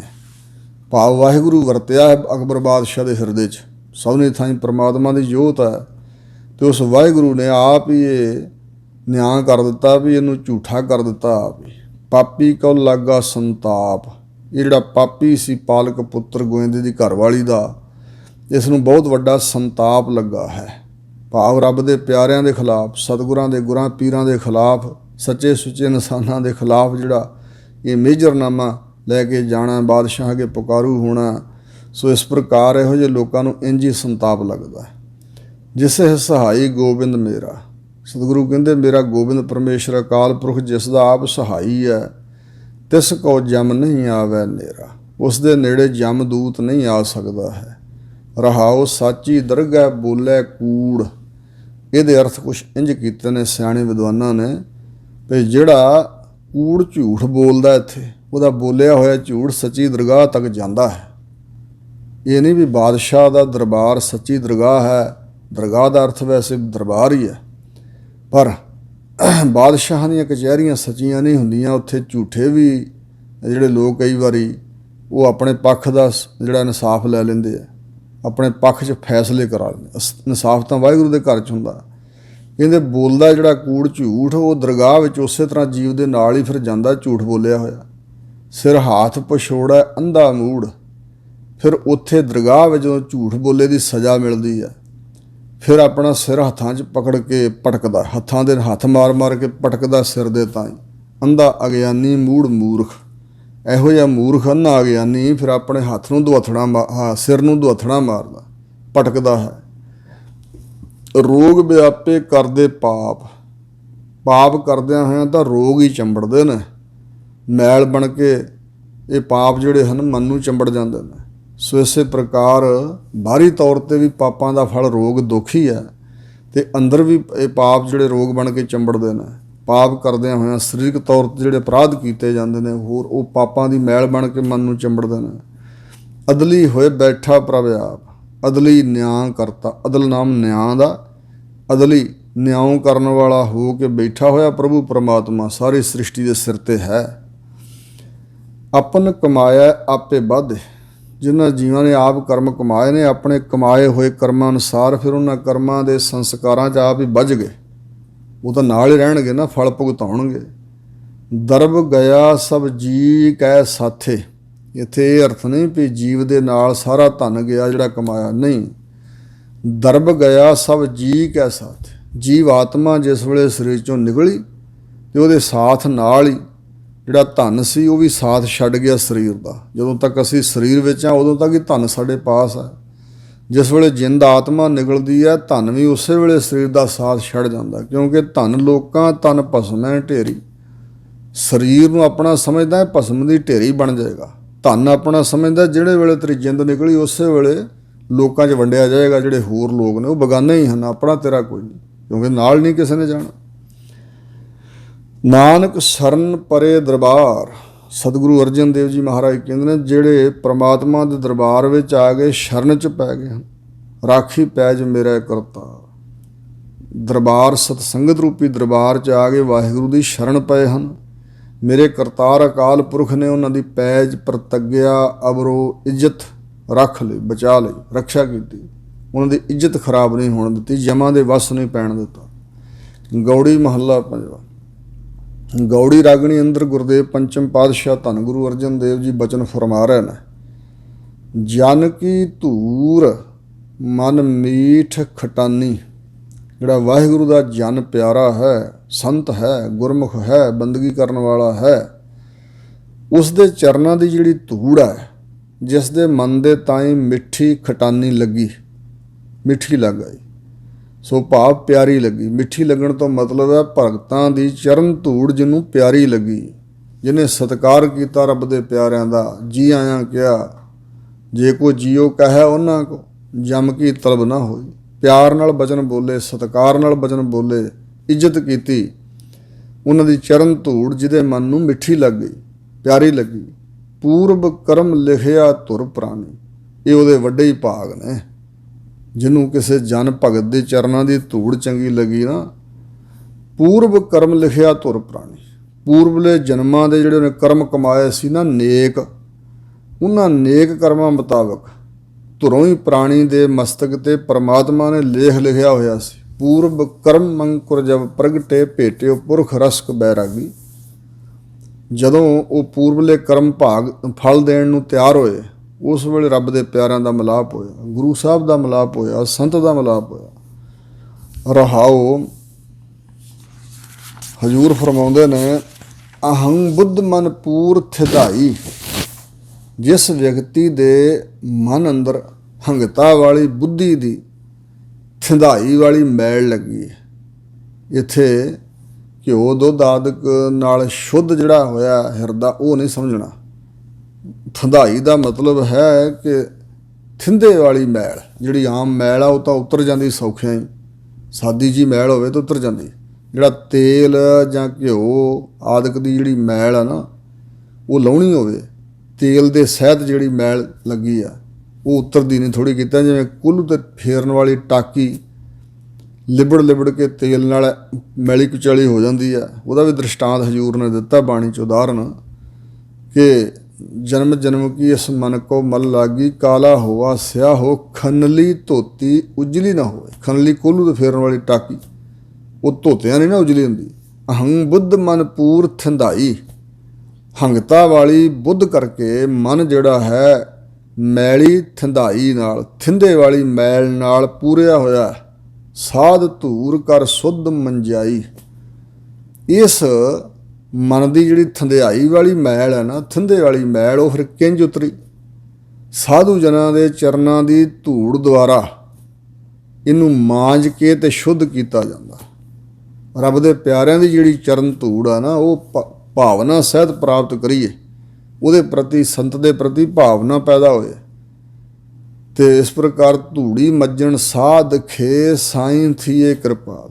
ਰੱਬ ਦਾ ਹੋਵੇ ਸੰਤ, ਉਹਦਾ ਸਤਿਕਾਰ ਰੱਬ ਦਾ ਸਤਿਕਾਰ ਆ, ਕਿਉਂਕਿ ਭਗਤੀ ਦੇ ਪ੍ਰਤਾਪ ਕਰਕੇ ਅਸੀਂ ਸਤਿਕਾਰ ਕਰ ਰਹੇ ਹਾਂ।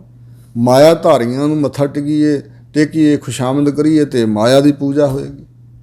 ਕਿਸੇ ਦਾ ਰਾਜ ਭਾਗ ਵੇਖ ਕੇ ਜਾਂ ਮਾਇਆ ਕੋਲ ਬਹੁਤੀ ਵੇਖ ਕੇ ਜੇ ਅਸੀਂ ਸਿਰ ਝੁਕਾਉਂਦੇ ਹਾਂ ਤੇ ਮਤਲਬ ਮਾਇਆ ਨੂੰ ਮੱਥਾ ਟੇਕ ਰਹੇ ਹਾਂ। ਤੇ ਜਿਹੜਾ ਭਗਤੀ ਭਾਵਨਾ ਵਾਲਾ ਹਿਰਦਾ ਹੈ, ਉਹਨੂੰ ਨਮਸਕਾਰ ਕਰੋਗੇ ਤਾਂ ਇਹ ਨਮਸਕਾਰ ਪਰਮਾਤਮਾ ਦੇ ਨਾਮ ਨੂੰ ਹੋ ਰਹੀ ਹੈ। ਇਸ ਪ੍ਰਕਾਰ ਇੰਝ ਮਨ ਦੀ ਮੈਲ ਮਾਂਜ ਕੇ ਸ਼ੁੱਧ ਕੀਤਾ ਜਾਂਦਾ ਹਿਰਦਾ ਰੱਬ ਦੇ ਸਾਧੂਆਂ ਦੀ ਚਰਨ ਧੂੜ ਦੁਆਰਾ। ਅਨਕ ਜਲਾ ਜੇ ਧੋਵੈ ਦੇਹੀ।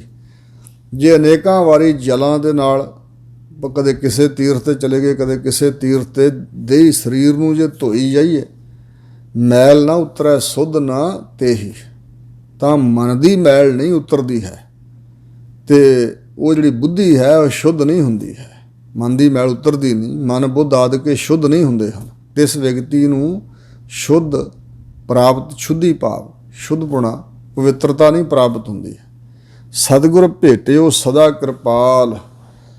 ਸਦਾ ਕਿਰਪਾਲੂ ਦਿਆਲੂ ਰਹਿਣ ਵਾਲੇ ਸਤਿਗੁਰੂ ਮਹਾਰਾਜ ਨੂੰ ਜੋ ਮਿਲਿਆ ਹੈ, ਹਰ ਸਿਮਰ ਸਿਮਰ ਕਾਟਿਆ ਭਉ ਕਾਲ। ਉਸਨੇ ਵਾਹਿਗੁਰੂ ਪਰਮਾਤਮਾ ਦੇ ਨਾਮ ਦਾ ਸਿਮਰਨ ਕਰ ਕਰਕੇ, ਮਨ ਬਾਣੀ ਸਰੀਰ ਕਰਕੇ, ਰਸਨਾ ਕਰਕੇ ਵੀ ਤੇ ਮਨ ਕਰਕੇ ਵੀ, ਸਿਮਰਨ ਕਰਕੇ ਕੱਟ ਲਿਆ ਹੈ ਕਾਲ ਮੌਤ ਦਾ ਡਰ। ਭਉ ਕਾਲ, ਆਤਮਿਕ ਮੌਤ ਦਾ ਡਰ, ਜਮਾਂ ਦੇ ਵਸ ਪੈਣ ਵਾਲਾ ਜਿਹੜਾ ਡਰ ਹੈ, ਮਰਨ ਦਾ ਵੀ ਡਰ ਹੈ, ਸਾਨੂੰ ਕਿਤੇ ਮਰਨਾ ਚਾਹੀਏ। ਬੜਾ ਆਪਣੇ ਆਪ ਨੂੰ ਬਚਾ ਕੇ ਮਨੁੱਖ ਰੱਖਦਾ, ਪਰ ਜਦੋਂ ਵਾਹਿਗੁਰੂ ਦੀ ਆਗਿਆ ਹੁੰਦੀ ਹੈ ਫਿਰ ਜਾਣਾ ਤਾਂ ਸਭ ਨਹੀਂ ਹੈ। ਇੱਕ ਖੁਸ਼ੀ ਨਾਲ ਜਾਂਦੇ ਨੇ, ਗੁਰਮੁਖ ਆਵੇ ਜਾਏ ਨਿਸੰਗ, ਤੇ ਇੱਕ ਸੰਸਾਰੀ ਹਨ, ਉਹ ਰੋਂਦੇ ਧੋਂਦੇ ਜਾਂਦੇ ਨੇ, ਸੰਸਾਰ ਵੱਲ ਧਿਆਨ ਰਹਿੰਦਾ। ਤੇ ਇਉਂ ਜਿਹੜਾ ਡਰ ਸਾਡੇ ਸਿਰ 'ਤੇ ਮੰਡਰਾ ਰਿਹਾ ਹੈ, ਇਹ ਉਹਨਾਂ ਦਾ ਕੱਟਿਆ ਜਾਂਦਾ ਹੈ। ਕਾਲ ਦਾ ਭੈ ਉਸ ਨੂੰ ਨਹੀਂ ਰਹਿੰਦਾ। ਮੁਕਤ ਭੁਗਤ ਜੁਗਤ ਹਰ ਨਾਉ। ਹਜ਼ੂਰ ਕਹਿੰਦੇ ਨੇ, ਉਹ ਰੱਬ ਦੇ ਪਿਆਰੇ ਕਹਿੰਦੇ ਨੇ, ਮੁਕਤੀ ਬੰਧਨਾਂ ਤੋਂ ਖਲਾਸੀ ਵੀ ਹਰੀ ਦਾ ਨਾਮ ਹੀ ਹੈ। ਭੁਗਤ ਸਾਡੀ ਖੁਰਾਕ, ਭੋਜਨ ਪਦਾਰਥ ਵੀ ਵਾਹਿਗੁਰੂ ਦਾ ਨਾਮ ਹੀ ਹੈ। ਹਰੀ ਦਾ ਨਾਮ ਹੀ ਹੈ ਜੋ ਜੀਵਨ ਦੀ ਜੁਗਤੀ ਹੈ। ਜੰਝ ਕਹਿ ਲਓ ਮੁਕਤੀ ਦੀ ਜੁਗਤੀ, ਇਹ ਹਰੀ ਦਾ ਨਾਮ ਹੀ ਹੈ। ਤੇ ਭੁਗਤੀ ਦੀ ਜੁਗਤੀ, ਪਦਾਰਥਾਂ ਨੂੰ ਭੋਗਣ ਦੀ ਜੁਗਤ ਭਾਵ ਜੀਵਨ ਕਿੰਜ ਬਤੀਤ ਕਰਨਾ ਪਦਾਰਥਾਂ 'ਚ ਰਹਿ ਕੇ, ਇਹ ਵੀ ਹਰੀ ਦੇ ਨਾਮ ਵਿੱਚ ਹੀ ਹੈ ਸਭ ਕੁਝ। ਇਹ ਹਰੀ ਦੇ ਨਾਮ ਦੁਆਰਾ ਹੀ ਅਸਲੀ ਰਾਹ ਪ੍ਰਾਪਤ ਹੁੰਦਾ। ਪ੍ਰੇਮ ਭਗਤ ਨਾਨਕ ਗੁਣ ਗਾਓ। ਪ੍ਰੇਮ ਦੇ ਸਹਿਤ ਭਗਤੀ ਇਹੀ ਹੈ ਕਿ ਵਾਹਿਗੁਰੂ ਦੇ ਗੁਣ ਗਾਓ। ਪ੍ਰੇਮ ਦੇ ਸਹਿਤ ਜਿਹੜੇ ਗੁਣ ਗਾਉਣੇ ਹਨ, ਇਹੀ ਅਸਲੀ ਭਗਤੀ ਹੈ। ਵਾਹਿਗੁਰੂ ਦੇ ਗੁਣ ਗਾਓ, ਪ੍ਰੇਮਾ ਭਗਤੀ ਕਰੋ। ਇਹ ਉਪਦੇਸ਼ ਦਿੱਤਾ ਹਜ਼ੂਰ ਨੇ। ਗੌੜੀ ਮਹੱਲਾ ਪੰਜਵਾਂ। ਗੌੜੀ ਰਾਗਣੀ ਅੰਦਰ ਗੁਰੂਦੇਵ ਪੰਚਮ ਪਾਤਸ਼ਾਹ ਬਚਨ ਫਰਮਾ ਰਹੇ ਨੇ, ਜੀਵਨ ਪਦਵੀ ਹਰ ਕੇ ਦਾਸ। ਜਿਹੜੇ ਹਰੀ ਦੇ ਦਾਸ ਹਨ ਉਹਨਾਂ ਨੂੰ ਜੀਵਨ ਪਦਵੀ ਮਿਲੀ ਹੈ। ਜੀਵਨੋਂ ਮੈਂ ਜੀਵਨ ਪਾਇਆ, ਗੁਰਮੁਖ ਭਾਏ ਰਾਮ। ਅਬ ਮੋਹੇ ਜੀਵਨ ਪਦਵੀ ਪਾਈ, ਚੀਤ ਆਇਓ ਮਨ ਪੁਰਖ ਵਿਦਾਤਾ, ਸੰਤਨ ਕੀ ਸਰਣਾਈ। ਜੀਵਨ ਪਦਵੀ ਹਰ ਕੇ ਦਾਸ। ਹਰੀ ਦੇ ਦਾਸ ਹੀ ਜੀਵਨ ਦੀ ਅਸਲੀ ਪਦਵੀ ਤੇ ਪਹੁੰਚੇ ਨੇ। ਆਤਮਿਕ ਜੀਵਨ ਦੀ ਪਦਵੀ ਉਹਨਾਂ ਦੇ ਪਾਸ ਹੈ। ਜਿਨ ਮਿਲਿਆ ਆਤਮ ਪ੍ਰਗਾਸ, ਜਿਨ੍ਹਾਂ ਨੂੰ ਆਤਮਾ ਦਾ ਪ੍ਰਗਾਸ ਚਾਨਣ ਭਾਵ ਗਿਆਨ ਮਿਲ ਗਿਆ ਹੈ। ਆਤਮਾ ਦਾ ਪ੍ਰਗਾਸ ਹੋ ਗਿਆ, ਚਾਨਣ ਹੋ ਗਿਆ, ਗਿਆਨ ਹੋ ਗਿਆ ਆਤਮਾ ਦਾ। ਆਤਮਾ ਹੀ ਪਰਮੇਸ਼ਰ ਦਾ ਰੂਪ ਹੈ। ਜਿਨੀ ਆਤਮ ਚੀਨਿਆ ਪਰਮਾਤਮ ਸੋਈ। ਆਤਮ ਮੈਂ ਰਾਮ, ਰਾਮ ਮੈਂ ਆਤਮ, ਚੀਨਸ ਗੁਰ ਵਿਚਾਰਾ। ਸੋ ਇਸੇ ਪ੍ਰਕਾਰ ਦੂਜਾ ਅਰਥ ਇੰਝ ਕੀਤਾ ਹੈ ਕਿ ਜਿਨ੍ਹਾਂ ਰੱਬ ਦੇ ਦਾਸਾਂ ਦੇ ਮਿਲਣ ਕਰਕੇ ਹੋਰਨਾਂ ਨੂੰ ਵੀ ਆਤਮ ਪ੍ਰਗਾਸ ਹੋ ਜਾਂਦਾ। ਇੱਕ ਵਿਦਵਾਨ ਨੇ ਅਰਥ ਥੋੜ੍ਹਾ ਜਿਹਾ ਇੰਝ ਕੀਤਾ ਭਈ ਆਤਮਾ ਵਿੱਚ ਚਾਨਣ ਹੋ ਜਾਂਦਾ। ਨਹੀਂ, ਆਤਮਾ ਤਾਂ ਹੈ ਹੀ ਚਾਨਣ ਰੂਪ ਹੈ। ਜੋ ਆਤਮਾ ਹੈ ਉਹ ਤਾਂ ਚਾਨਣ ਪ੍ਰਕਾਸ਼ ਰੂਪ ਗਿਆਨ ਸਰੂਪ ਹੀ ਹੈ। ਜਿਨ੍ਹਾਂ ਨੂੰ ਆਤਮਾ ਦਾ ਪ੍ਰਗਾਸ ਹੋ ਜਾਂਦਾ, ਚਾਨਣ ਹੋ ਜਾਂਦਾ ਹੈ। ਹਰ ਕਾ ਸਿਮਰਨ ਸੁਨ ਮਨ ਕਾਨੀ। ਇਸ ਕਰਕੇ ਉਹ ਮਨਾ ਆਪਣੇ ਕੰਨਾਂ ਨਾਲ ਵਾਹਿਗੁਰੂ ਪਰਮਾਤਮਾ ਦਾ ਸਿਮਰਨ ਸੁਣਿਆ ਕਰ। ਜੇ ਜ਼ਬਾਨ ਤੋਂ ਬੋਲਣਾ ਵੀ ਹੈ ਤੇ ਉਹ ਬੋਲਿਆ ਹੋਇਆ ਸਫਲਾ ਤਾਂ, ਜੇ ਕੰਨ ਸੁਣਦੇ ਹੋਣ ਤਾਂ ਤਾਂ ਹੀ ਅੰਦਰ ਜਾਏਗਾ ਨਾ। ਕੇਵਲ ਬੋਲਣਾ ਉਤੋਂ ਉੱਪਰੋਂ ਤੇ ਮਨ 'ਚ ਹੋਰ ਕੁਝ ਸਿਮਰਨ ਕਰਨਾ, ਇੰਜ ਕਲਿਆਣ ਨਹੀਂ। ਹਰ ਕਾ ਸਿਮਰਨ ਸੁਨ ਮਨ ਕਾਨੀ। ਇਹ ਮਨਾ ਕੰਨਾਂ ਦੁਆਰਾ ਵਾਹਿਗੁਰੂ ਦਾ ਸਿਮਰਨ ਹੀ ਸੁਣ। ਸੁਖ ਪਾਵਹਿ ਹਰ ਦੁਆਰ ਪ੍ਰਾਨੀ। ਉਹ ਪ੍ਰਾਣਾ ਸਵਾਸਾਂ ਦੇ ਪੁਤਲਿਆ, ਪ੍ਰਾਣਾ ਧਾਰੀ ਜੀਵ ਹਰੀ ਦੇ ਦੁਆਰੇ ਤੇ ਜਾ ਕੇ ਹਰੀ ਦੀ ਦਰਗਾਹ ਵਿੱਚ ਤੂੰ ਸੁਖ ਪ੍ਰਾਪਤ ਕਰੇਗਾ। ਆਤਮਿਕ ਸੁਖ ਦੀ ਪਦਵੀ ਮਿਲੇਗੀ। ਰਹਾਓ ਆਠ ਪਹਿਰ ਧਿਆਈਐ ਗੋਪਾਲ। ਇਸ ਕਰਕੇ ਜੋ ਸ੍ਰਿਸ਼ਟੀ ਨੂੰ ਪਾਲਣ ਵਾਲਾ ਵਾਹਿਗੁਰੂ ਹੈ, ਅੱਠੇ ਪੈਰ ਉਸ ਦਾ ਸਿਮਰਨ ਕਰਨਾ ਚਾਹੀਦਾ। ਨਾਨਕ ਦਰਸ਼ਨ ਦੇਖ ਨਿਹਾਲ। ਫਿਰ ਵਾਹਿਗੁਰੂ ਦੇ ਦਰਸ਼ਨ ਕਰਕੇ ਨਿਹਾਲ ਹੋ ਜਾਈਦਾ। ਧੰਨ ਗੁਰੂ ਅਰਜਨ ਦੇਵ ਮਹਾਰਾਜ ਫਰਮਾਉਂਦੇ ਨੇ ਭਈ ਵਾਹਿਗੁਰੂ ਜੀ ਦਾ ਦਰਸ਼ਨ ਵੇਖ ਕੇ ਮਨ ਬੁੱਧ ਰੂਪੀ ਨੇਤਰਾਂ 'ਚ ਜਿਹੜੇ ਭਰਮ ਦੇ ਫੁੱਲੇ ਪਏ ਨੇ ਉਹ ਸਤਿਗੁਰੂ ਦੀ ਬਖਸ਼ਿਸ਼ ਨਾਲ ਨਿਕਲ ਜਾਂਦੇ ਨੇ। ਨੇਤਰਾਂ 'ਚ ਚਾਨਣ ਹੋ ਜਾਂਦਾ।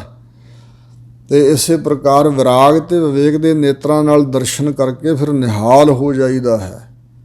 ਹਾਲ ਫਾਰਸੀ 'ਚ ਦੁੱਖ ਦਾ ਨਾਮ ਹੈ। ਨਿਹਾਲ ਦੁੱਖ ਤੋਂ ਰਹਿਤ ਅਵਸਥਾ, ਜਿੱਥੇ ਦੁੱਖ ਨਹੀਂ ਪਹੁੰਚ ਸਕਦਾ, ਇਹੋ ਜਿਹੇ ਨਿਹਾਲ ਹੋਈਦਾ। ਭਾਵ ਐਸਾ ਆਨੰਦ ਪ੍ਰਾਪਤ ਹੋ ਜਾਂਦਾ ਵਾਹਿਗੁਰੂ ਦੇ ਦਰਸ਼ਨ ਪ੍ਰਾਪਤ ਕਰਕੇ। ਇੱਥੋਂ ਤੱਕ ਸਤਿਗੁਰੂ ਮਹਾਰਾਜ ਜੀ ਨੇ ਅੱਜ ਸਾਡੇ ਤਾਈਂ ਉਪਦੇਸ਼ ਦਿੱਤਾ ਹੈ। ਬੇਅੰਤ ਭੁੱਲਾਂ ਚੁੱਕਾਂ ਹੋਈਆਂ ਹੋਣਗੀਆਂ। ਸਤਿਗੁਰੂ ਮਹਾਰਾਜ ਦੀ ਪਵਿੱਤਰ ਬਾਣੀ ਅਗਾਧ ਬੋਧ ਹੈ। ਸਮੁੰਦਰ ਦਾ ਅੰਤ ਮੱਛੀਆਂ ਨਹੀਂ ਲੈ ਸਕਦੀਆਂ ਤੇ ਅਸਮਾਨ ਦਾ ਅੰਤ ਕਦੇ ਪੰਛੀ ਉੱਡ ਉੱਡ ਕੇ ਨਹੀਂ ਲੈ ਸਕਦੇ। ਵਾਹਿਗੁਰੂ ਦੀ ਕਿਰਪਾ ਨਾਲ ਗੁਰੂ ਕੀ ਬਾਣੀ ਵਿੱਚੋਂ ਆਨੰਦ ਲਿਆ ਜਾ ਸਕਦਾ ਹੈ। ਸਤਿਗੁਰੂ ਬਖਸ਼ਿਸ਼ ਕਰਨ ਤੇ ਸਾਨੂੰ ਲਾਭ ਮਿਲੇ, ਆਨੰਦ ਪ੍ਰਾਪਤ ਹੋਵੇ। ਭੁੱਲਾਂ ਚੁੱਕਾਂ ਖਿਮਾ, ਅੱਗੇ ਵਾਸਤੇ ਸੁਮਤ ਬਖਸ਼ਣੀ ਜੀ। ਵਾਹਿਗੁਰੂ ਜੀ ਕਾ ਖਾਲਸਾ, ਵਾਹਿਗੁਰੂ ਜੀ ਕੀ ਫਤਿਹ।